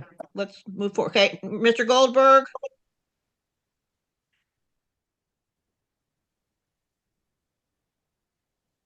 Hi there. Hi, Hope you Mr. guys Goldberg. are hope you guys are doing well. I just want to give a couple of comments very quickly. So I did sit on the CDC committee of what was part of this ANC as part of Logan Circle, and we were very strict in terms of how historic preservation was treated. And there is a building, and I apologize, I don't have the address in front of me, but a building that is directly across from Maxwell's Wine Bar. And the difficulty that that developer went through to have to maintain the physical integrity of the physical exterior, to be integrally focused on how that structure needed to look based on what was done through the Historic Preservation Office, should not be determined that this can't happen with what's going on in this location. So my recommendation is that this needs to be turned over to Brendan Myers. You guys have to vote to decide, and again, turn it over to him, because he is in charge of what goes on in the district as it relates to historic preservation. No one can just make up random thoughts And I really believe that that has to happen at this point. And we've done this multiple times on our block, Blagden Alley, Naylor Court, and I believe that this should happen in this area too. So those are my 2 cents. Okay, thanks, Mr. Goldberg. Thank Okay, any other questions before Tony puts forward a motion? Okay. Well, that was a good discussion. Mhm. That's why this is the only reason why I stayed on this call, everyone. Okay. Commissioner Brown, you want to go ahead and do a motion, and then whatever happens, you guys, I'm just going to write a letter, and there it is, and it's up to HPRB. So Correcto. Okay, I move that ANC 2G support the raise application for 1000 S Street Northwest and report that to HBRB. Thank you. do I have a second? Commissioner Barry seconds. All in favor? Commissioner Barry, Commissioner Brown are in favor. Noes? Commissioner Nigro, Commissioner Padro, Commissioner McCarty. Any abstentions? And one abstention, Commissioner Watkins. Okay, so we are not for your motion. Commissioner, your motion fails, Commissioner Brown. Okay. I'd like to make a motion. Okay, go ahead, Alex. I move that Advisory Neighborhood Commission 2G oppose the raise application for 1000 S Street Northwest as the building is a contributing structure to the Greater U Street Historic District, and we report that opposition to the Historic Preservation Review Board. I second. All in favor? Aye. Aye. That's it? Okay. Against? No. Abstain? Okay, and 4 abstains. Okay, well then there's no we have no opinion. No, we do. We have two yays and 4 abstentions. Oh, did I vote wrong? I'm opposing. Sorry. Wait a minute, did I'm I just vote opposing. wrong? What did I just wait a minute. Wait a minute. What did you say? Maybe I voted wrong. No, you voted to oppose. No. What did your motion say? I'm sorry, everyone. What did you? The motion was that the commission oppose the raise permit for 1000 S Street Northwest as the structure is a contributing structure to the Greater U Street Historic District, and we report that opposition to the Historic Preservation Review Board. And I voted in favor. Right. You voted in favor. And I did as well. Okay, so I 2, voted and then to oppose that motion because I didn't raise my hand for abstain. But okay, got it. So there was 4 who opposed the motion. No. No. You have 2 yays, 1 nay, and 3 abstentions. Oh, okay. Motion passes. Okay, sorry, I apologize. Just motion is passed. Okay. Motion passes. Thank you. All right, anything else? And I apologize to everyone. Yeah, thanks everyone for coming. Yes, thank you for your time. Thank you. Let this play out. Thank you. Yeah, and if anyone on the call wants to go individually to HPRB or any of your residents, Tony, tell them to go to HPRB individually. Okay. By all means, there's, I've got 18 days to do that. There you go. Tell them to go in person. It helps out. Okay. Okay, everyone, I am going to zoom off the call now at 8:03, and I wish everyone a very happy holidays and see everyone in New Year. And thank you also to Commissioner Brown and Commissioner Watkins for their service. And I'll see y'all when I get back, okay? Mm-hmm. Thanks, Commissioner Nigro. Have a great rest of your vacation. So next on our agenda is a request for zoning support for Hyatt Hotel at 899 O Street Northwest. And this is for a modification to the PUD for special exception relief. And they are seeking to establish an eating and drinking establishment in the existing penthouse habitable space. They're seeking special exception relief from the penthouse setback requirements and seek approval to expand the existing penthouse structure by approximately 40 feet to add an elevator lobby. This is in your single member district, Commissioner Padro. I'm going to pull the people over if we have them here. Evans Charles. And Kyrus Freeman.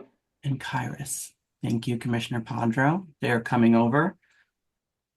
Is there anything you would like to say or make a motion? Sure, I'll introduce it. So the Cambria Suites Hotel was built as an original component of the City Market development that opened in 2014. It recently was sold to Hyatt, well, actually to investors that have changed the flag to the Hyatt flag and are proposing to reposition the property as a Hyatt House, which is more of an extended stay hotel.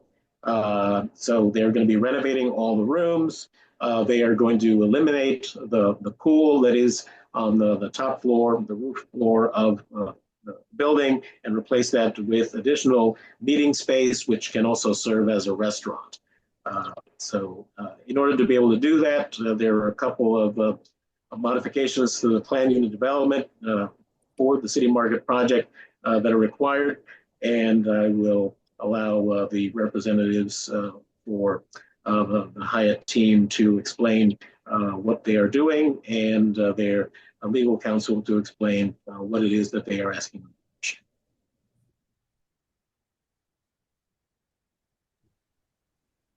Good afternoon, commissioners and all of the stakeholders of the community. Just want to start by saying thank you for your service to the community and good evening. My name is Evans Charles. I am the founder and CEO of Frontier Development and Hospitality Group, and I am joined by my counsel, Kyrus Freeman from Holland and Knight. Say hello, Kyrus. Hello, Kyrus.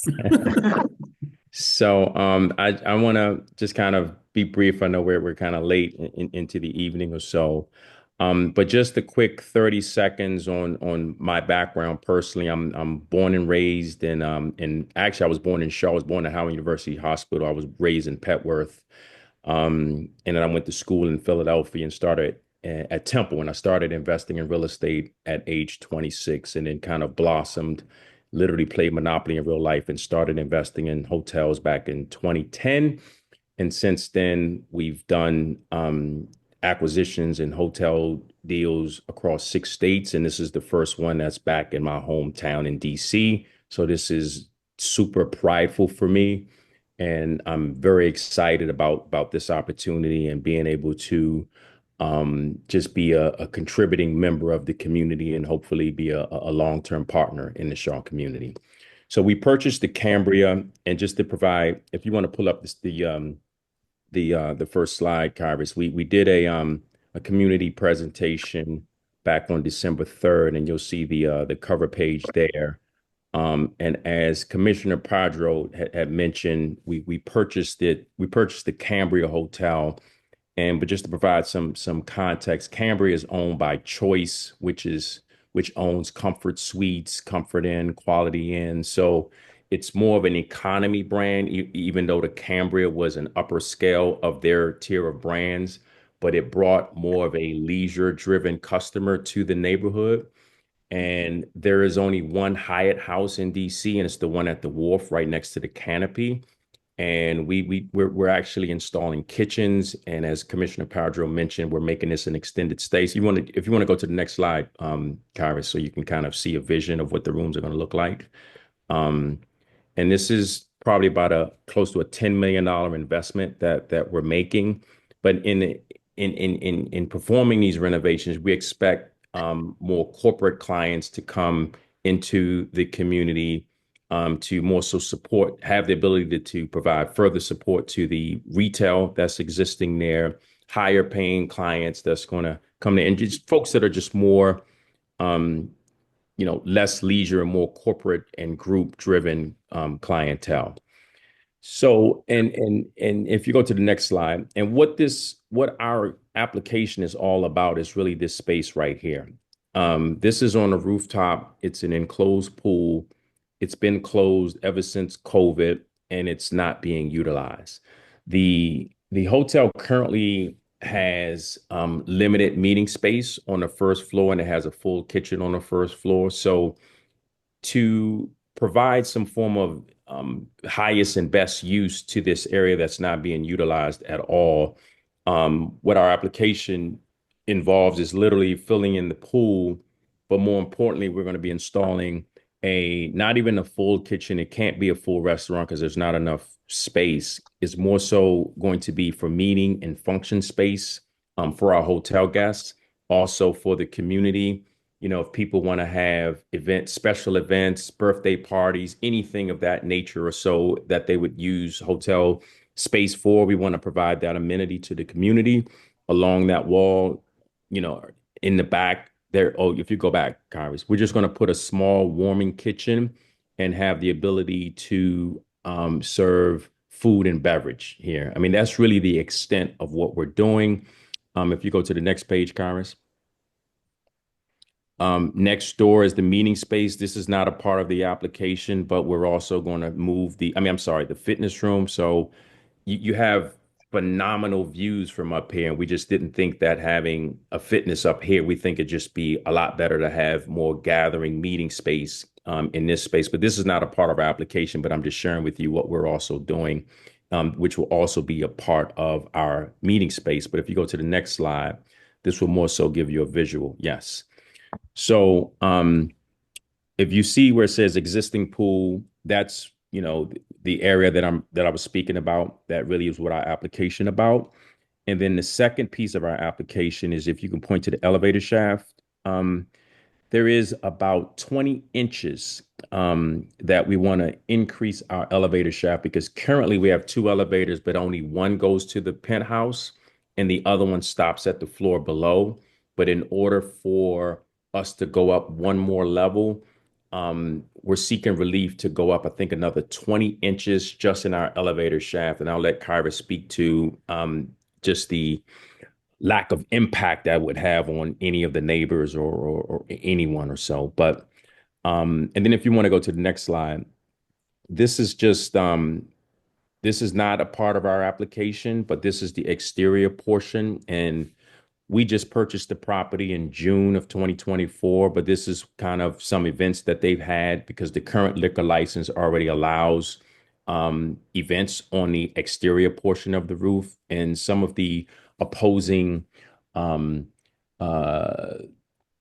comments that we received from the community have made reference to this exterior area. But I just want to make it clear that we're not making any changes to the exterior. And this is what some of the historical events have looked like.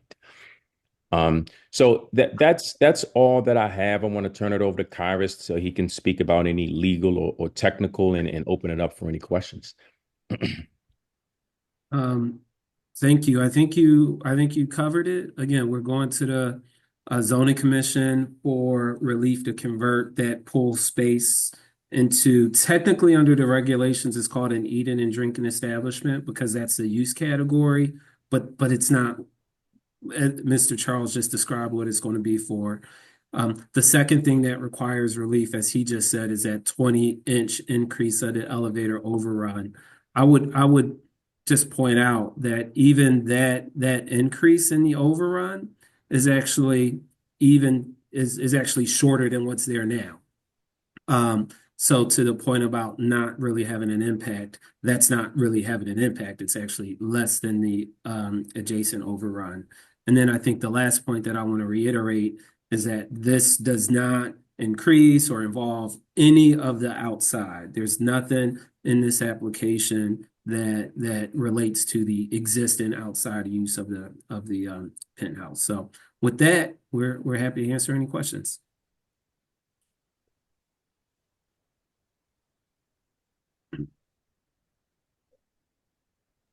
Seeing no questions from commissioners, we will open up questions for public comment. We do have a question. I'm going to allow Mr. Goldberg to speak. Robert, the floor is yours. Very quickly, I'm very excited about the fact that this is becoming a Hyatt. My question for you is, we're losing a lot of the retail businesses at the base level of the property. Is your intention to take over that space for commercial use run by the organization? The condo structure that we own is technically from the second floor up. So roadside still own and controls all the retail. What we're hopeful is that we can be accretive to future Perfect. retailers that can come in and help support their business, but we won't have any control of the retail. Got it. Okay. That's all I wanted to know. Thank you. Yeah, We you're look welcome. forward to you joining the community. Thank you. Thank you so much. We're excited.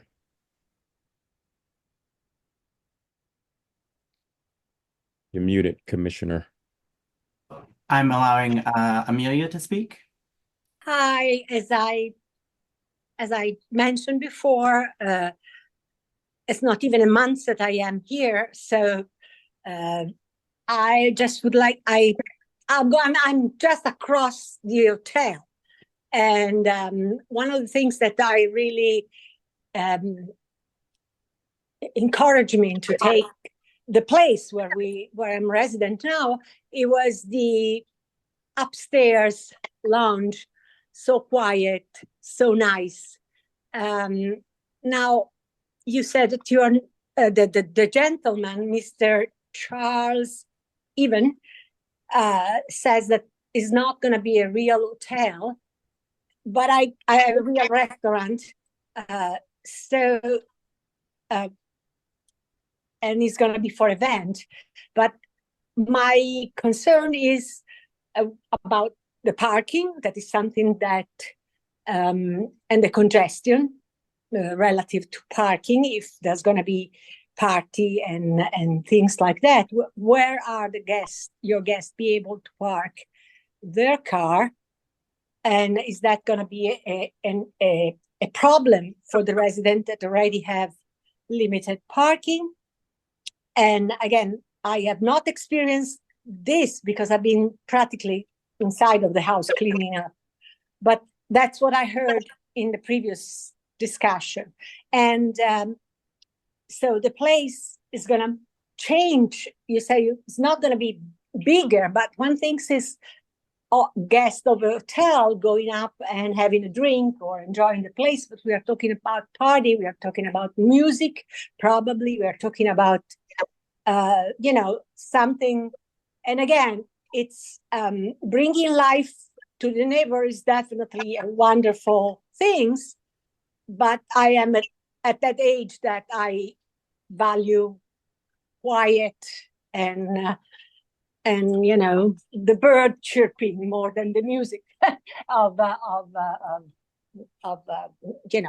disco or dancing things. So could you address for the resident of La Perla this issue? Because it's a reasonable concern. Thank you for your question, Amelia. I'll jump on it first, Congress. So the first piece was the parking. So the hotel currently has valet parking. So there is a valet stand out front, and we do have dedicated spaces within the garage to provide parking to our guests. This amenity is first and foremost for our hotel guests that are already coming to the hotel parking today. Right. And not to say that it's not open to the neighbors in the community, that other folks will not be able to come and enjoy the atmosphere. So absolutely. But just to address the parking, we do provide valet parking. As it relates to noise, we do have to adhere to the rules of the current liquor license, and we have to adhere to the current noise ordinance. So we're not seeking any change of the current noise ordinance. And then keep in mind that this pool is enclosed, it's an interior structure, and it's set back pretty drastically from where La Perla is. So and it's not a nightclub. It's not a place, that's geared. It's a hotel. I mean, we're a Hyatt first, and we have to adhere to what our brand require us to do. So this is more of a meeting event space with where we're going to offer food and drinking establishments. Well, I thank you for addressing it. And, I know that you have a parking, but if you are organizing a party, most likely there's going to be other people coming to the party, not only the guests. And so, yes, we are not completely attached to the hotel, but the question of the noise, it's a bit concerned about. But of course, we do. We value the development of the neighborhood, because it's a things that bring the neighborhood up, and definitely it will be, I guess, a plus. But again, I'm really new, so there is very little that I can contribute. I just had this thought, and I thank you for addressing it. My I pleasure. could just add one more thing on the parking, because so there is hotel parking, but I think there's also other parking in the neighborhood, right? There's an entire parking garage under that entire O Street Market. So that would be the only thing I would add, that there's additional available parking. Secondly, I think, as Mr. Charles mentioned, one is primarily hotel users, or you could even just walk across the street if you like, right? So we're not anticipating this to be, I don't know, like a destination. And again, it's not a nightclub, it's not a disco. And I think the only other thing I would add is, and as Evans, Mr. Charles has said and has learned, I know, and I think Miss Amelia, I don't know how to pronounce your name, your last name, but one thing I know is your ANC single member district commissioner, Commissioner Padro, would not allow us to disregard concerns of residents and neighbors and operate the hotel in a way, or in a way that becomes a distraction for neighbors and residents. So I think, as Mr. Charles mentioned, he will be the long-term owner, right? Like, he's not developing this and then selling it and moving away. He's going to be here, and to the extent that there are any issues and concerns, he and his team are available to address those issues and concerns. That's wonderful. I wish you all the luck. Thank you so much. Thank you, Amelia. We are also going to bring over Kelly Ann Shaw. Hi, can you all hear me? Yes. Okay, great. Thank you so much. So I also, just like Amelia, live across the street in the Perla building at 810 O Street. And my bedroom looks directly into the Cambria, including the rooftop area. So I've been concerned about this project, not because I'm not glad you've taken over to improve the Cambria and turn it into a Hyatt. I'm very grateful for that, and your plans look beautiful, and I'm happy to see that. But I read your response to owner community concerns, and I've heard what you said today. And I have to say, I feel like some of the concerns have been dismissed and minimized, and I'm a bit disappointed in that.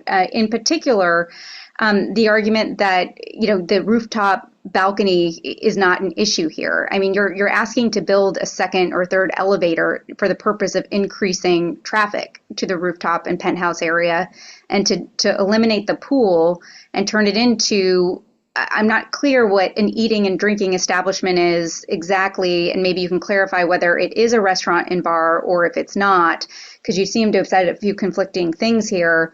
But also in your response, there were serious concerns about privacy. Again, many of our units look directly into the rooftop. It's a clear balcony. Anytime somebody's standing up there, they can see into our units.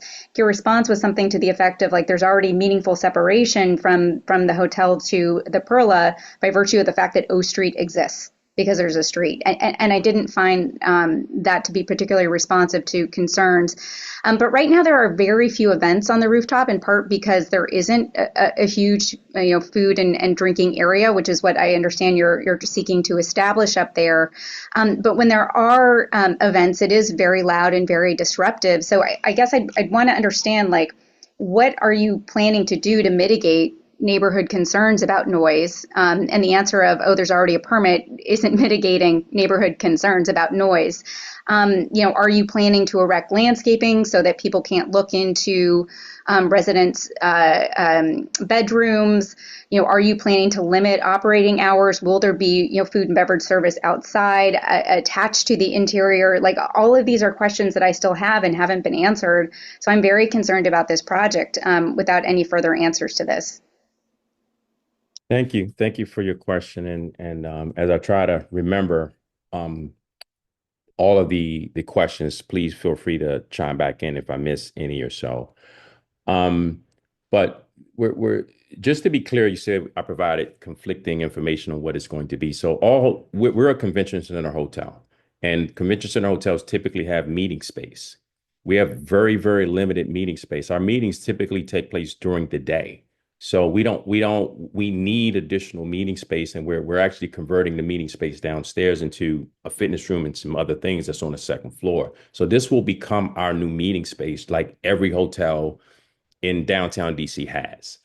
And we have very limited space for a kitchen. So we don't have the ability to put a full kitchen up there we have a full kitchen on the second floor, and we can't bus food from the second floor up to the roof. So what the roof is going to have is more of what's called a warming kitchen, and it's going to be small bites, small plates, and a bar. So that's what it typically is going to be, and it's going to be for for us to have events and be able to provide food and beverage. On the exterior, we are going to put planters and landscaping. We don't know what the exact design is going to look like, but we think, right now it doesn't look too appealing, but we're going to put lighting and some landscaping for sure. And I guess I've been up there, and maybe you can. I'm not saying it's not true. I've never been able to see into someone else's unit or so. And as it relates to 3 elevators, there's only one elevator. There's only one elevator that services the rooftop right now. And from a standpoint of a safety and egress, we just think that that's a lot. It's not necessarily that we're trying to overload the rooftop. We just want to bring adequate capacity to go up and down just 2 elevators like the rest of the hotel. So it's not anything extra. This is an extension of our hotel. This is just what all of the other hotels in downtown DC has. So I can assure you that this is not something that we're doing that's going to, intrude on privacy or noise or anything. We're just operating a hotel, and we're operating under the Hyatt guidelines. If I could just add, I think Mr. Charles mentioned everything. And again, I just want to be clear. The relief is for the interior space that is currently a pool. And Ms. Shaw, we're happy. I don't know if you've been inside that space, but I don't think you can be within that space and see into any units within the La Perla.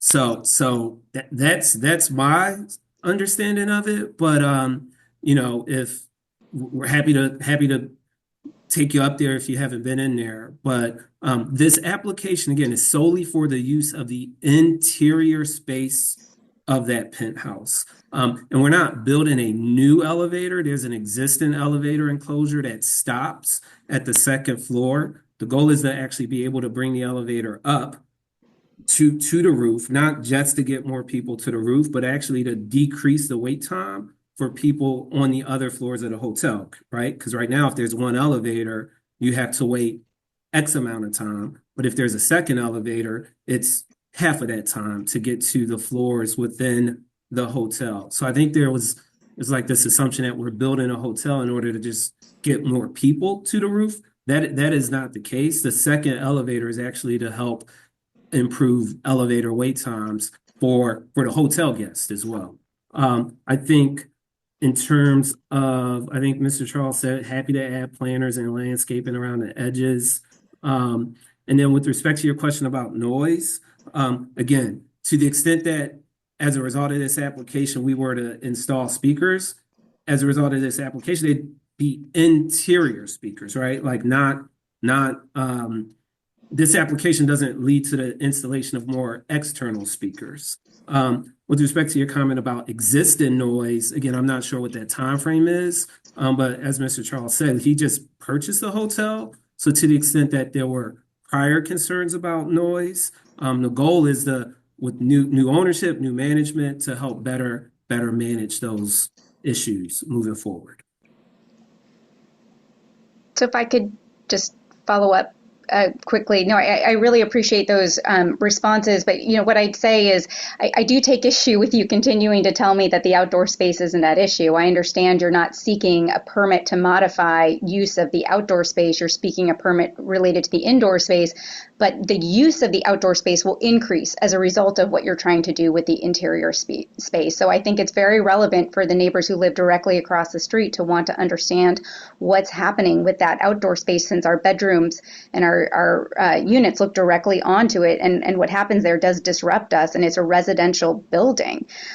So I'd just like to confirm, are you saying that you're not going to be playing any music outside at any point? I'm not saying that the use of the outdoor space is irrelevant, just so that I'm 100% clear. What I'm saying is that this application, and not to say it in a negative way, the use of the outdoor space today can occur today, regardless of this application, right? Like, this application is solely for the three things that we just described. So I'm not minimizing your questions about the outdoor space. All I am saying is what the application before the zoning commission covers. No, thank you. I guess I would urge the ANC to not approve this until we can figure out some mitigation that will alleviate neighborhood concerns. Thank you. Thank you, Ms. Shaw. Commissioner Barry? Hello, everyone. Welcome. So I am the commissioner for Ms. Shaw's building across the street from your Hyatt. And a lot of the residents from the Perla have brought up concerns about noise and how it will affect them, as you just heard. And it's not just Ms. Shaw, it's pretty much the entire building. My concern is, and I've been to the hotel, I've been inside the pool and everything like that, and it's a gorgeous establishment, is that there will be parties, there will be, events had there. I would hope that, with your commitment to the community, that you would, if we have any type of a contract or anything about noise or, with respect to, other neighbors, that we would, just make sure we stay within that realm so that everyone, so there's no issue. So it's like, oh, well, the police are being called, or, neighbors are constantly writing letters and, things of that nature. We've seen issues like this where businesses have come in, not necessarily in 2G03, but I've heard of noise complaints and other single member districts where there's nightclubs and things like that. And being that I've been to the space, I do see that it's more of a family oriented space with the size of the pool and the decor, like the decor aesthetics of it. However, with the renovation, I anticipate that you're going to renovate it so that it could be profitable for renting and things of that nature. So that could draw a different crowd. And I think that is the concern of the Perla residents. I didn't want to let the moment pass without speaking for them, because I received tons of letters expressing concern. There was a part, I guess, prior to you purchasing this building in the summer, where a lot of residents had complained about noise and things of that nature. So, like, if we could keep that in mind, I know that we come up with contracts when it comes to businesses, when it comes to noise and security and things like that. If we could keep that in mind for the sake of the residents and to remain a tight-knit community and to be supportive of your establishment, as well as to provide peace to the neighbors, I would like to, do something of that nature so that we could just keep the peace and you could have your establishment run as you imagined it, and the Perla residents can be, good neighbors as well. And I hope that you're open to that, because I think that they will be willing to work with you if they felt like they were being heard. I'll let Mr. Charles speak and then I'll make a suggestion. I don't know if you had anything to say on that. Okay. Actually, I was going to call a vote and ask if anyone had a motion. Commissioner Padro. We are veering. Well, we are veering off of the motion at hand, which is just for zoning. I will say that Hyatt Place already has a liquor license. The hours for the summer garden are till 11 p.m. nightly.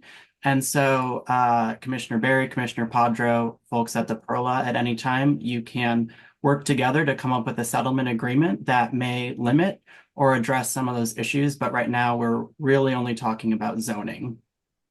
I would just add, I appreciate that, but just to be absolutely clear, to the extent that folks, and you're right, sometimes those conditions are attached to the liquor license. I've seen a lot of projects where people agree to not exceed X decibel of noise after a certain time on particular days. We're happy to do that, right? We certainly have to figure out what the decibel level is in the days and the times. But we're, as Mr. Charles said, our goal, noise for neighbors equals noise for hotel guests, and we don't want that either. So the goal is to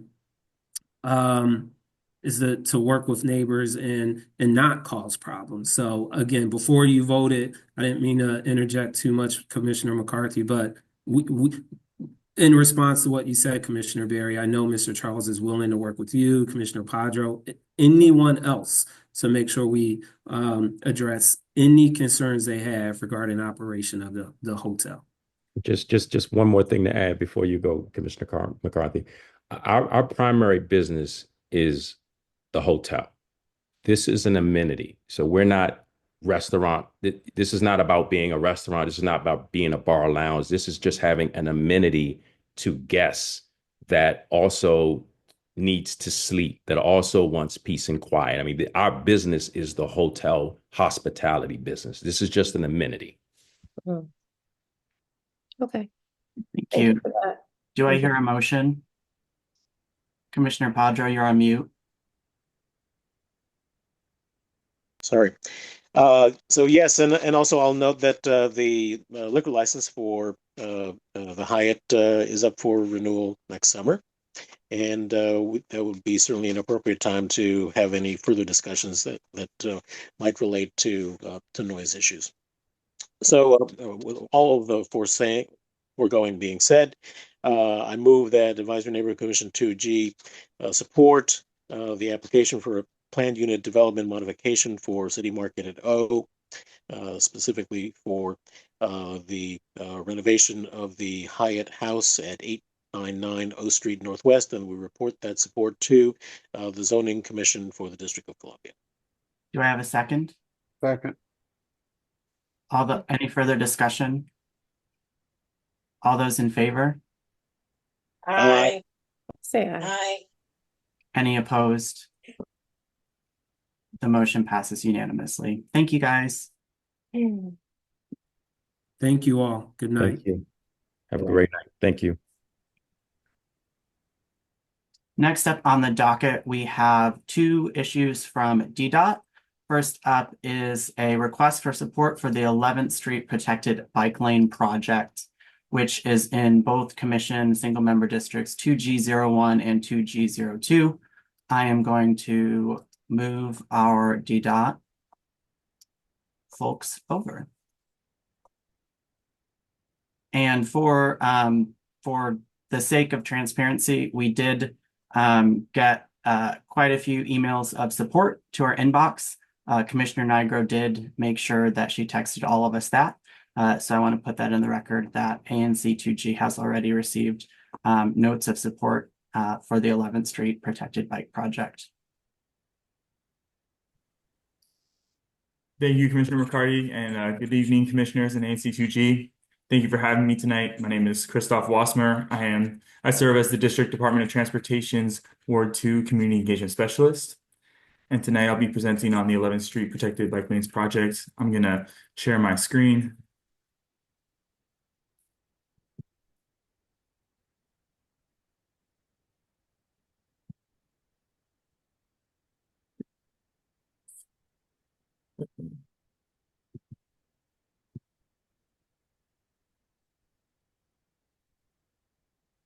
So the goal of the 11th Street Protected Bike Lanes project is to upgrade the existing bike facilities on 11th Street Northwest, converting the non-protected bike lanes to safer curbside protected bike lanes. As Commissioner McCarty mentioned, this project impacts single-member districts 2G01 and 2G02, stretching from O Street to S Street Northwest. Now, to provide some context, in 2021, the mayor approved the Move DC plan, which outlines a bicycle priority network on 11th Street, extending from Pennsylvania Avenue in downtown to Monroe Street in Columbia Heights. And Move DC is the district's long-range transportation plan and is designed to meet both current and future needs for infrastructure and mobility. And a few key goals of the Move DC plan include creating a citywide network of safe and comfortable bike facilities for all ages and abilities by 2044. It's also increasing bicycling and walking commuter trips to 25% by 2032 and reducing single occupancy vehicle trips from 43% to 25% by 2032 as well. Now, these goals can be achieved by providing safe and attractive alternatives to driving. Additionally, this project aligns with our Vision Zero initiative, which aims to eliminate traffic-related fatalities and serious injuries through smarter street designs. Now, why is the district installing protected bike lanes? A key objective of this project is to encourage more people to bike. And according to research from the U.S. Department of Transportation, 51 to 56% of people are interested in cycling, but hesitate because they are uncomfortable using unprotected bike lanes. Many of these potential cyclists might use bike paths, trails, sidewalks, or other protected facilities, but avoid riding in areas without a lower stress bike network. On the other hand, a key safety is a central component of this project. And studies from the Federal Highway Administration show that converting non-protected bike lanes to protected bicycle lanes through the use of flex posts or concrete barriers that you've seen around the city can reduce bicycle crashes up to 53%. Then looking at the map of bike crashes along 11th Street since 2020, you can see that protected bike lanes could significantly reduce the number of crashes along this corridor. Notably, there is a clustering of crashes between Florida Avenue up here and Vermont Avenue, which we will address in this project. I also like to note that 11th Street Northwest is the 8th busiest north-south corridor for bike trips in the district, despite it not being a protected facility. There's a number of schools and a number of parents that ride along 11th Street to take their children to school. 11th Street also passes through neighborhoods with a high incidence of bike crashes involving vehicles, and this project addresses that need and will create a safer, more reliable route for cyclists. So now let's talk about the details in this project. The 11th Street Northwest Protected Bike Lane will span 2 miles from L Street Northwest in downtown to Monroe Street in Columbia Heights. And it will also connect to a recently completed project on 11th Street south of L Street, which was done by DDOT's bus priority team. And regarding this project, there's 3 key segments. The first segment is from L Street to Vermont Avenue, which impacts to ANC 2G. And this section is wide enough to accommodate protected bike lanes, parking lanes, and travel lanes on both sides without needing major modifications to the roadway. And the second segment is between Vermont Avenue and Florida Avenue. In this segment, 11th Street narrows. So we will repurpose at least one of the parking lanes to make room for the protected bike lanes. The third segment is north of Florida Avenue to Monroe Street. Similar to the first segment, 11th Street is wide enough and it can accommodate protected bike lanes, parking, and travel lanes on both sides. One of the important goals of this project is to fill a gap between Vermont Avenue and Florida Avenue where there are Sharrow markings, and I'll talk about this later. So now let's take a look at the existing and proposed designs for this section of 11th Street that affects ANC 2G. For more details, you can visit our website where we have more information and visuals available. So these are the existing conditions for 11th Street from L Street to Rhode Island Avenue. On the top is the current intersection layout, and on the bottom is the mid-block configuration. Right now we have curbside parking on both sides, and then unprotected bike lanes, travel lanes, and then a center turn lane. As you can see, the existing infrastructure doesn't offer the same level of safety and comfort that cyclists need, especially on such a busy corridor. So the proposed design for this stretch from Rhode Island to from L Street to Rhode Island will introduce curbside protected bike lanes and a 2-foot buffer, while the existing parking lanes, travel lanes, and center turn lane will be intact. Now, this design will provide a safer conditions for cyclists while maintaining the flow of traffic and parking needs for the community. The next segment in ANC 2G is from Rhode Island Avenue to S Street, where there is existing angled parking on both sides of the street. And in this segment, cyclists share the lane with vehicles, and this creates a conflict point where cyclists must merge into the lane. And if you can recall the map of crashes before, the data supports that there's a need for a safer protected bike lane on this stretch. Now, another thing to recall is that this proposed design will result in the loss of 15 parking spaces.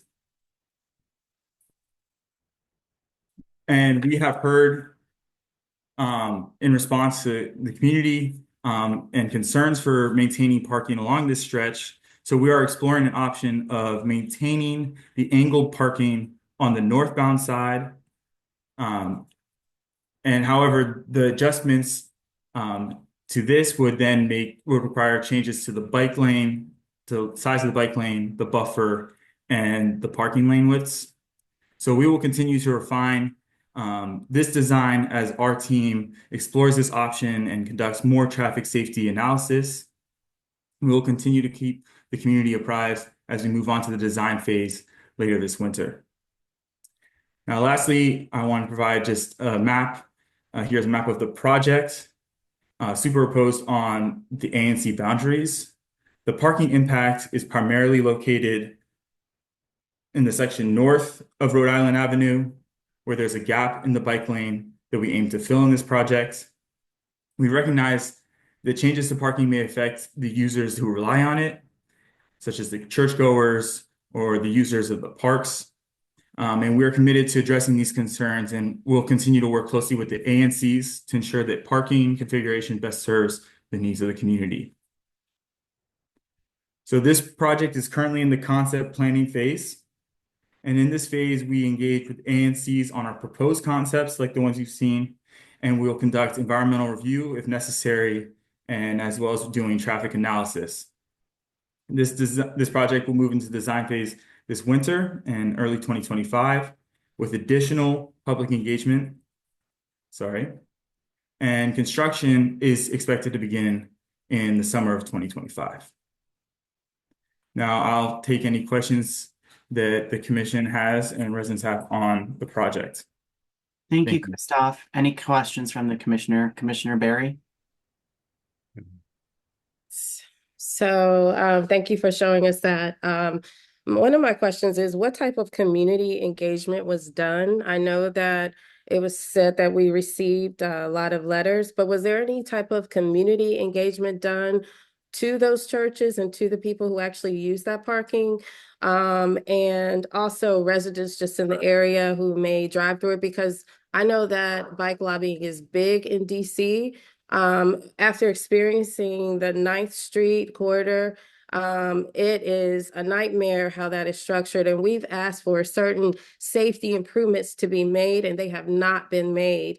So I am hoping that, like, with this design that you have presented, that it is something that creates safety and not a headache for the drivers, or something that creates congestion. Even cyclists have complained about the gaps in the safety that exist on 9th Street, that exist in our ANC. And I don't want to have this just be a repeat of what happened on 9th Street. Like the improvements that we suggested with the traffic safety issues that we've submitted to have to be corrected. Like, I mean, those need to be addressed before we do, make a replica of what happened on 9th Street happen on 11th Street. We do not want to create gridlock or an unsafe environment for any constituent. I know that I've asked a lot of questions, so I'll stop for now, but go ahead. All right. Well, thank you, Commissioner Barry.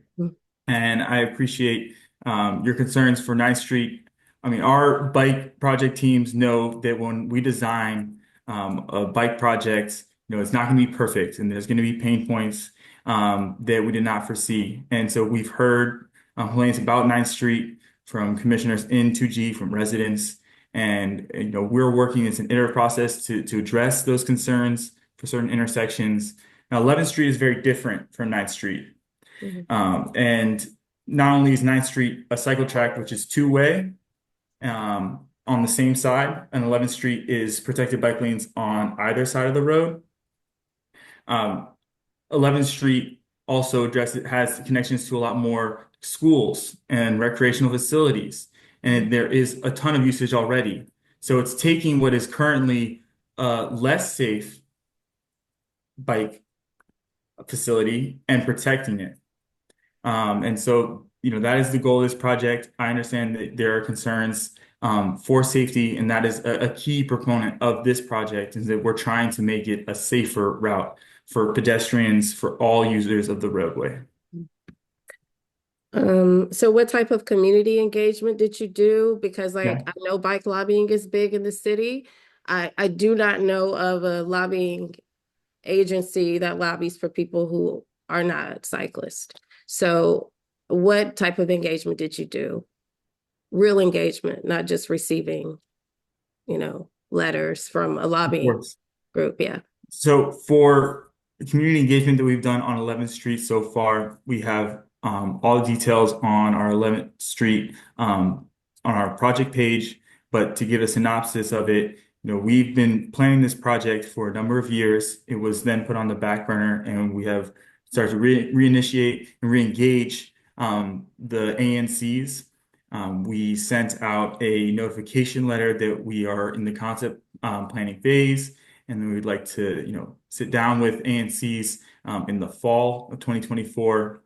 We have met with ANC 1B and ANC 2F multiple times to discuss the project, the parameters, and what the proposed designs are, which is a similar presentation to what ANC 2G is receiving tonight.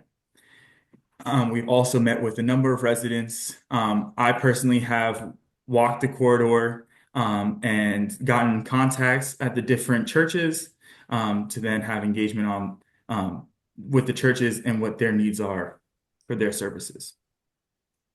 And those were that they don't need the parking, that it's not important.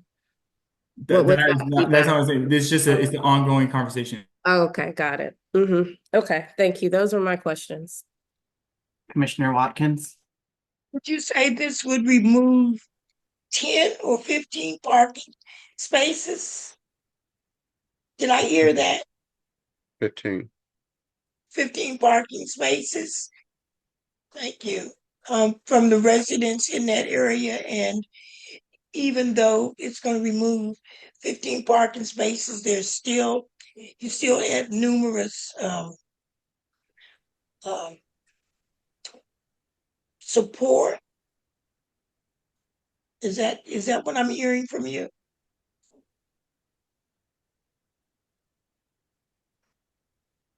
Hello?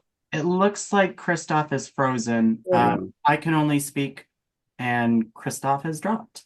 I can only speak to what Commissioner Nigro shared, which is that we have received letters of support to our 2G email inbox.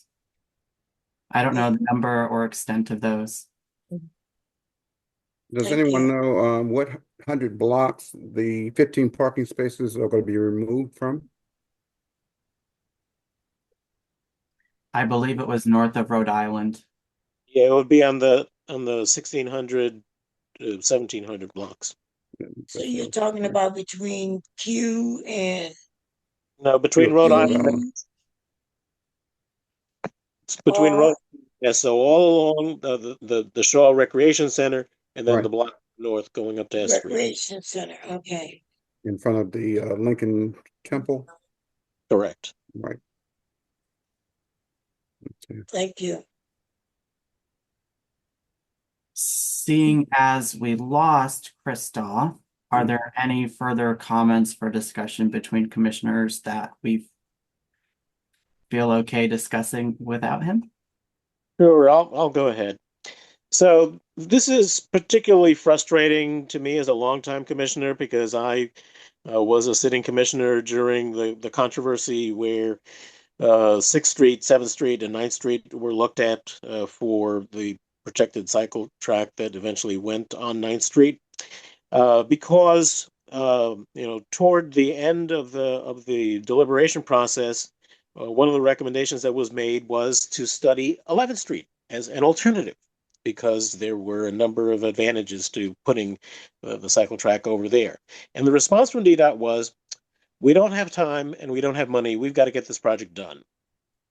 Rather than what would be the safest way of accommodating for and accounting for additional safety for bicyclists going through the neighborhood. So my initial inclination was, to just vote against this, tonight. But the one thing that Christoph said that actually has changed my mind and will allow me to actually vote for to support this is that they are looking at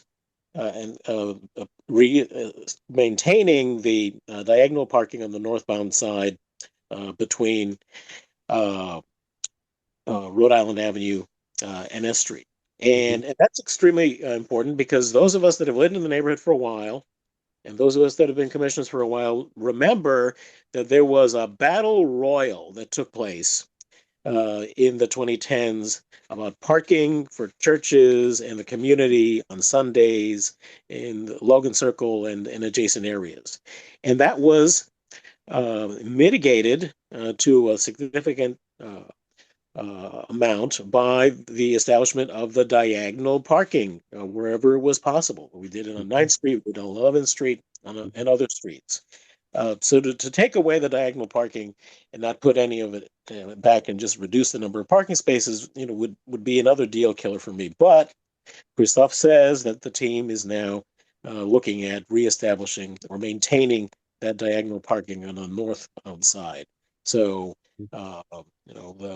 the bicycle advocates that have flooded our inbox, from wherever they live, and I'd be very curious to actually see the emails and see whether or not any of those people are constituents, especially ones that are losing parking adjacent to their homes and their churches and other establishments, schools, etc. Nonetheless, I will actually vote for this, and with the provision that the diagonal parking on the northbound side of 11th Street between Rhode Island Avenue and S Street is maintained.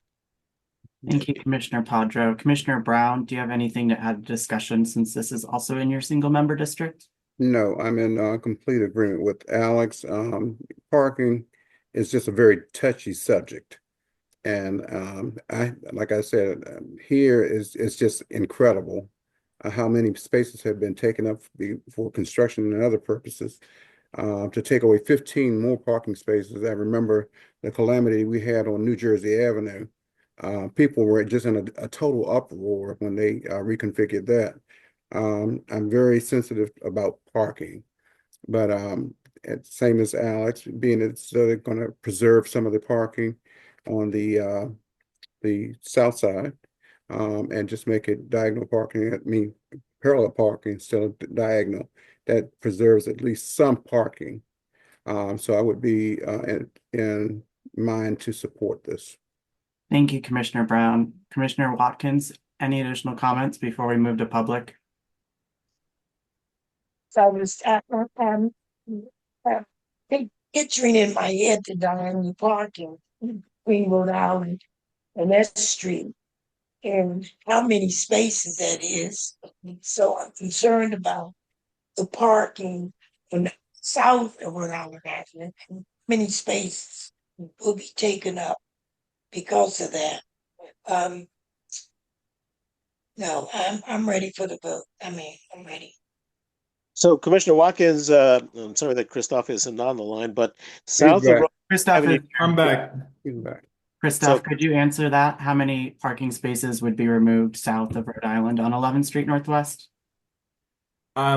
Right now, we don't estimate any parking loss. Of course, then there's going to be changes to safety, to daylighting, which is mean to have setbacks from the intersection that might result in 1 or 2 parking spaces being lost in, different intersections along that stretch. But that's something that we'll have more clarity on in the design plans in the winter. Thank you, Christoph. Commissioner Barry, final comment, new comment? Yeah, so are you willing to do any community engagement with the people that live in close vicinity who actually use that parking to get some real feedback on what they would prefer? Is DDOT willing to do that? Because in the Yes. past, like typically you just wait for stuff to arrive to you, or for commissioners to do that. And I think it's very important that you hear from them because everyone in the community, although, they could join and be a part of these meetings, they are actively living their lives and not doing that. But that does affect them. So I think that is really important that you receive that feedback rather than just listening to us and adhering to a plan that was made years ago, but actually listening to what the actual people who will be affected believe. And also the other thing was about, you said that there would be 15 parking spots lost. But the plans that you showed 2 different plans. Are those plans concrete, like you're saying they will change? So is there a possibility that those 15 spaces that you are leaving the north side of Rhode Island could also disappear? Because I know DDOT tends to do what is just economically best for them at some times. And we're like, wait a second, we voted on this based on what you showed us at the meeting. And based upon that information, we made this decision. Is there something that we could stick to be like, hey, look, we looked out for you. We knew that you were going to lose 30 parking spaces potentially, but they said that they were going to have 15. What can we do to stand up for our community who is suffering, or people who drive, or people who are suffering with parking? It's cold right now, parking far away. It's horrible to have to do that. So what can we do to make sure that we are speaking for our constituents?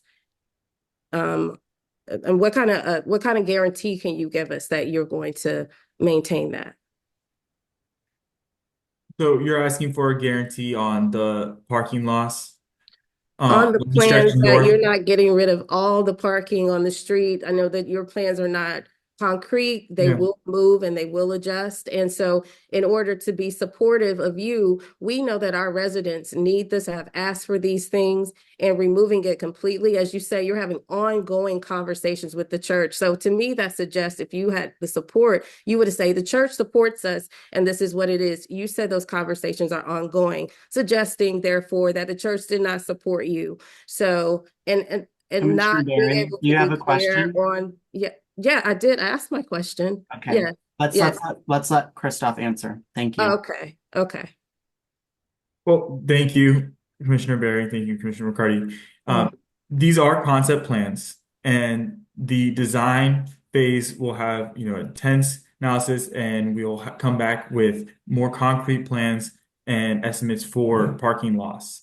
Now, from our calculations, from what is the current parking that's available on these blocks, we estimate 15 parking spaces lost with the proposed design, the first option that I showed, which is 11 parking spaces removed on the north side, 4 on the south side. Now, with the alternative, the second alternative, which is maintaining parking on the northbound lane, that would mean that it would be only 4 parking spaces lost. But that's, of course, this is a concept. These are concept proposed designs, so it's not finalized. And we're committed to working with the community. We are on email chains with many residents that live on this stretch and live further north in 1B. And we are committed to continuing these conversations about parking loss and about the impacts of parking, and working, of course, with the churches. There is a delicate balance to parking, of course, we all know, in DC, and we're working to address those concerns. Thank you, Christoph. Thank you, commissioners. Are there any comments from the public? Seeing none, do I have a motion? Yes. I move that Advisory Neighborhood Commission 2G support the second concept for the 11th Street cycle track that will retain diagonal parking between Rhode Island Avenue and S Street, and that we submit that recommendation to the Director of the District Department of Transportation. Do I have a second? Second. Any further discussion? All those in favor? Aye. All those opposed? Aye. The vote passes 3 ayes, 2 nays. Thank you, guys. We will move on to the next matter at hand, which is DDOT Notice of Intent 24294, which is quick build safety improvements to the intersection of 7th and Q Streets Northwest. This touches 2G02 and 2G03. Christoph? Yes, thank you, Commissioner McCarty. Here, I'm going to share my screen again and fully pull up the correct PDF.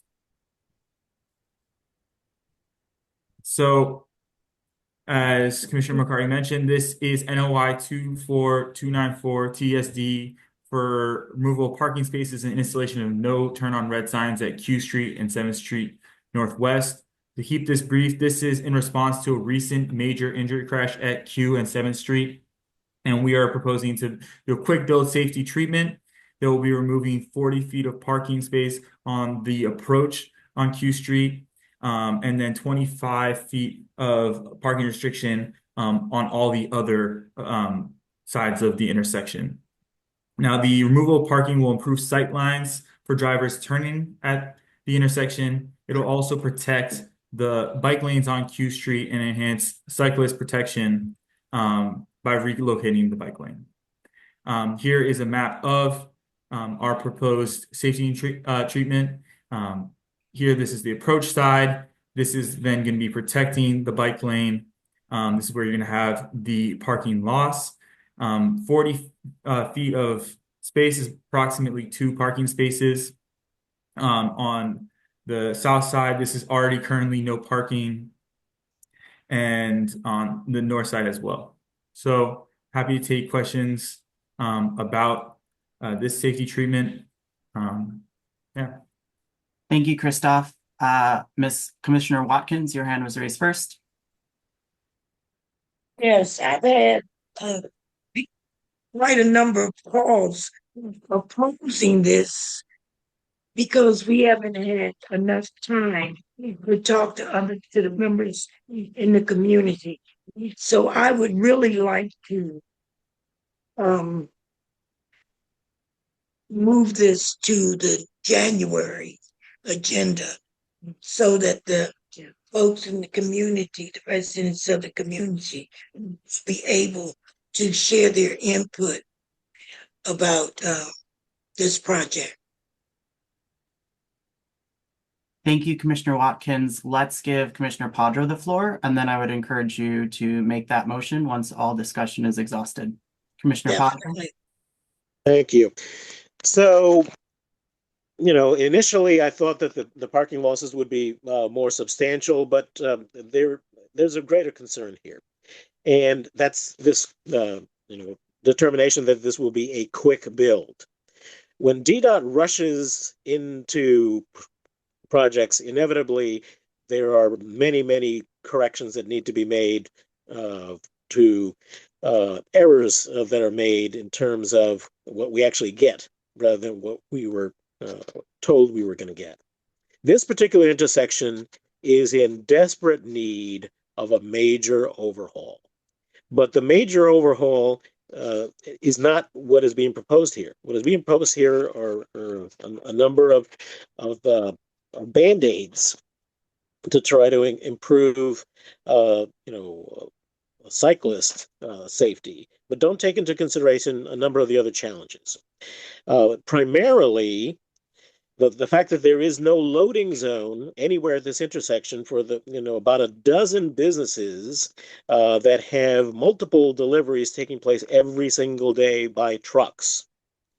There was a loading zone on the south side of the 600 block of Q Street, adjacent to where Ambar is now, which previously was a liquor store, which was removed with the streetscape project, the 7th Streetscape project that was done a number of years ago.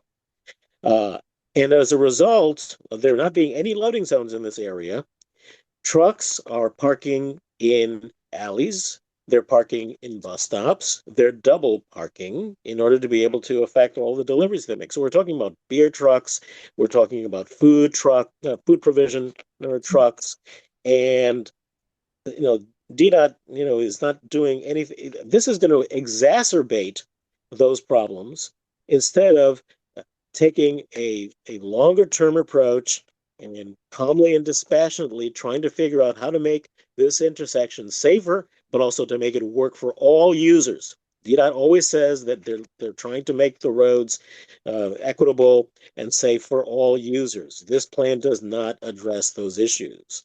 So, similar to Commissioner Watkins, I'm proposing a delay, but rather than just delaying the commission's consideration of this NOI, since there is a response date, I would propose that we actually respond opposing the NOI and instead recommending a full study of this particular intersection and all the different uses and users that need to be accommodated so that it's safer and works better. And that would include the establishment of loading zones. Thank you, Commissioner Padro. Any further questions or comments from other commissioners? Seeing none, we will open the floor for public comment. Is there anybody on the public side who would like to speak to this issue? Seeing none, Commissioner Watkins and Commissioner Padro, it sounds like, excuse me, we do have one comment from Amelia. I'm going to bring you over quickly. Please keep it brief at this late hour. Very brief, very brief. I live in a city where people were biking all over the place, and it was so healthy for the community. But definitely, every site should be addressed, especially the big truck, that they cannot see the bicycles people. So thank you for all this education. Look forward to bike instead of using a car. In the town where I lived in Italy, I used the car once a week for the grocery, and the rest was all biking. So I hope this can happen also here. Is extremely helpful for the congestion, the pollution, and especially for the people that they exercise without even realize it. So it's fun. Thank you very much. Thank you, Maria. Seeing no further public comment, Commissioner Watkins and Commissioner Padro, do either of you have a motion you'd like to make? So, Commissioner Watkins, would you feel comfortable with the motion that I suggested? I really would like to have more input from the community, because got calls today, right before this meeting, stating that the very thing I'm saying, that they would really like to have more input before we make a final decision. So if this can be moved until January, placed on the agenda in January to give the residents of the community more opportunity to address this Commissioner quick Padra. bill. Because it is a quick bill, just like you said. This quick bill. Yes. Commissioner Christoph, Patrick, I think that answers your question. yeah, no, so I was gonna just address to Christoph. Christoph with a motion to request an additional month to allow for this additional outreach to take place, be something that the director would accept and adjust the response date. Yeah, I'll have to check with our project team. But I believe this is something that they can accommodate to make sure that there is sufficient community engagement and comments on this. Of course, I have taken notes of the comments that I received tonight, and I'll report back to our project team, especially your comments, Commissioner Padro, about the loading zone needs and the significant truck traffic that's happening at this intersection. And hopefully we can have more conversations about this and how we can address those concerns. Thank you, Christoph. Commissioner Padro? So, Commissioner Watkins, would you like me to make a motion along the lines of what you suggested? Please. Okay, so I'll move that Advisory Neighborhood Commission 2G request an extension of the response date for the NOI for the 7th and Q Streets Northwest Quick Build Safety Improvement Project for an additional 30 days in order to allow for additional outreach and public comment, and that we direct this request to the Director of the District Department of Transportation. Do I have a second? Second. The motion has been seconded. Any further discussion? Seeing none, all those in favor? Aye. Aye. The motion passes unanimously. Thank you, Christoph. Thank you all. Have a great night and happy holidays. You too. Next up on our docket is the approval of our fiscal year 2024 third quarterly report. Commissioner Brown, would you be able to share that for us? Okay, this is not my forte, but I'm gonna hit the share button. Does that come up? Well, you have to select the file after you hit share. Oh. Wait a minute. Raise hand. Share.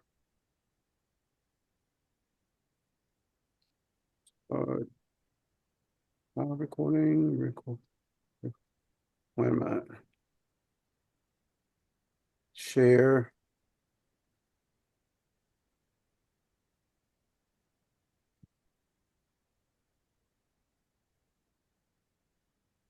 Did that come up? Yes. Yes. Okay. All right. As I had previously mentioned, I guess a couple of months ago, there were some problems with the third quarter. We had to redo it and sign it and the whole 9 yards. I had that in addition to the fourth quarter, and only thought that I needed to supply them with the fourth quarter because we had already submitted a third quarter, but they came back and told me I needed to resubmit it. So anyway, here we are again. So third quarter report, as stated on this file. We started out with a balance of $3,765.41. We had an addition of, let me move this over. We had an addition of $4,011.43 for an allotment.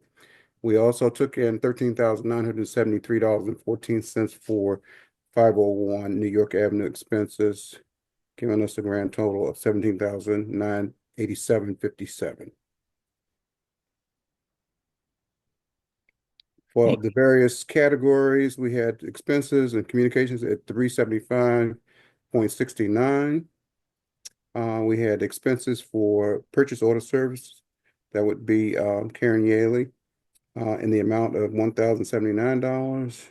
And then the other expenses for 501 New York Avenue in the amount of $14,160, bringing disbursements to $15,614.69 from the $21,752.98, giving us a remaining balance of $6,138.69.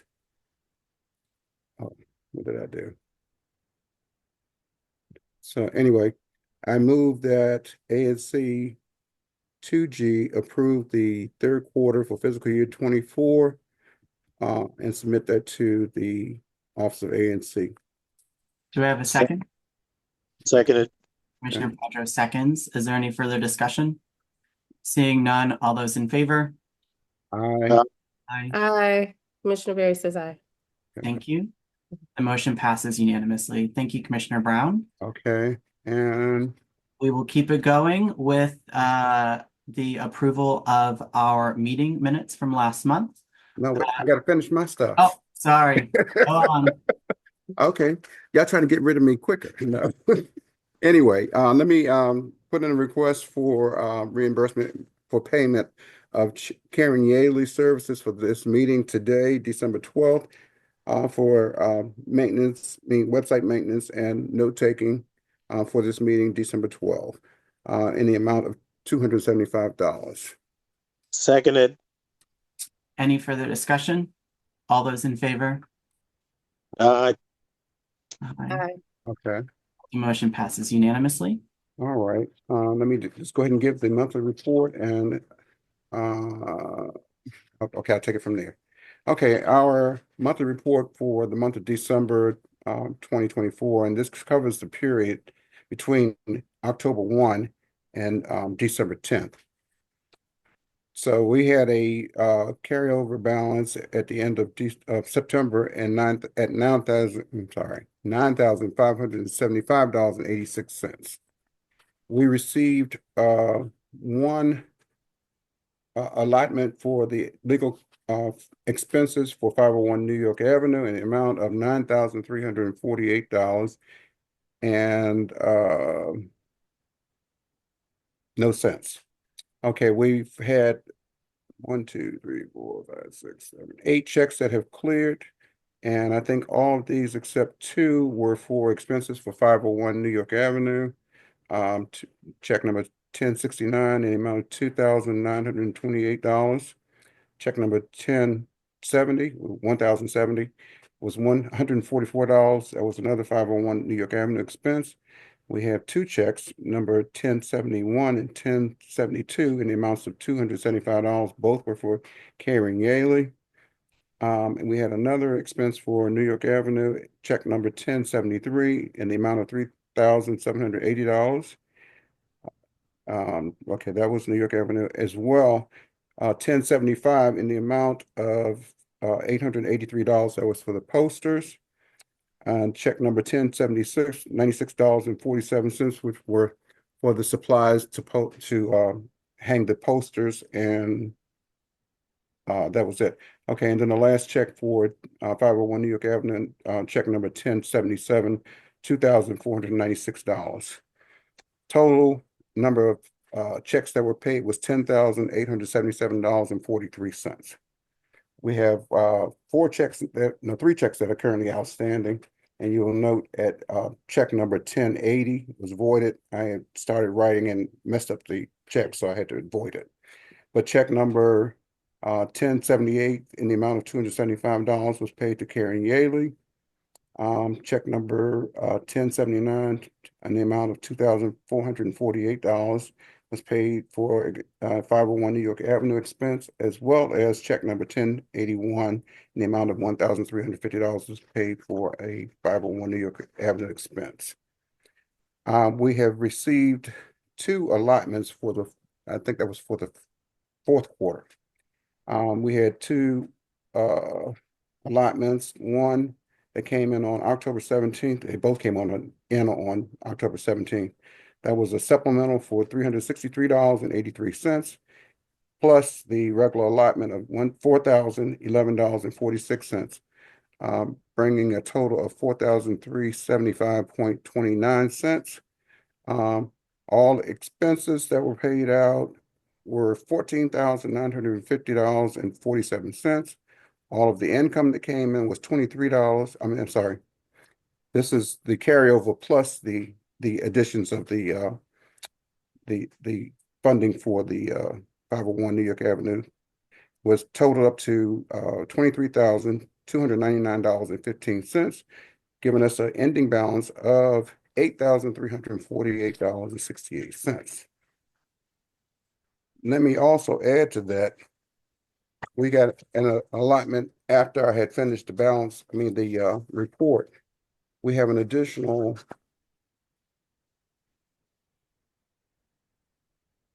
$2,448 that came in on the 11th, which will be added to that $8,000.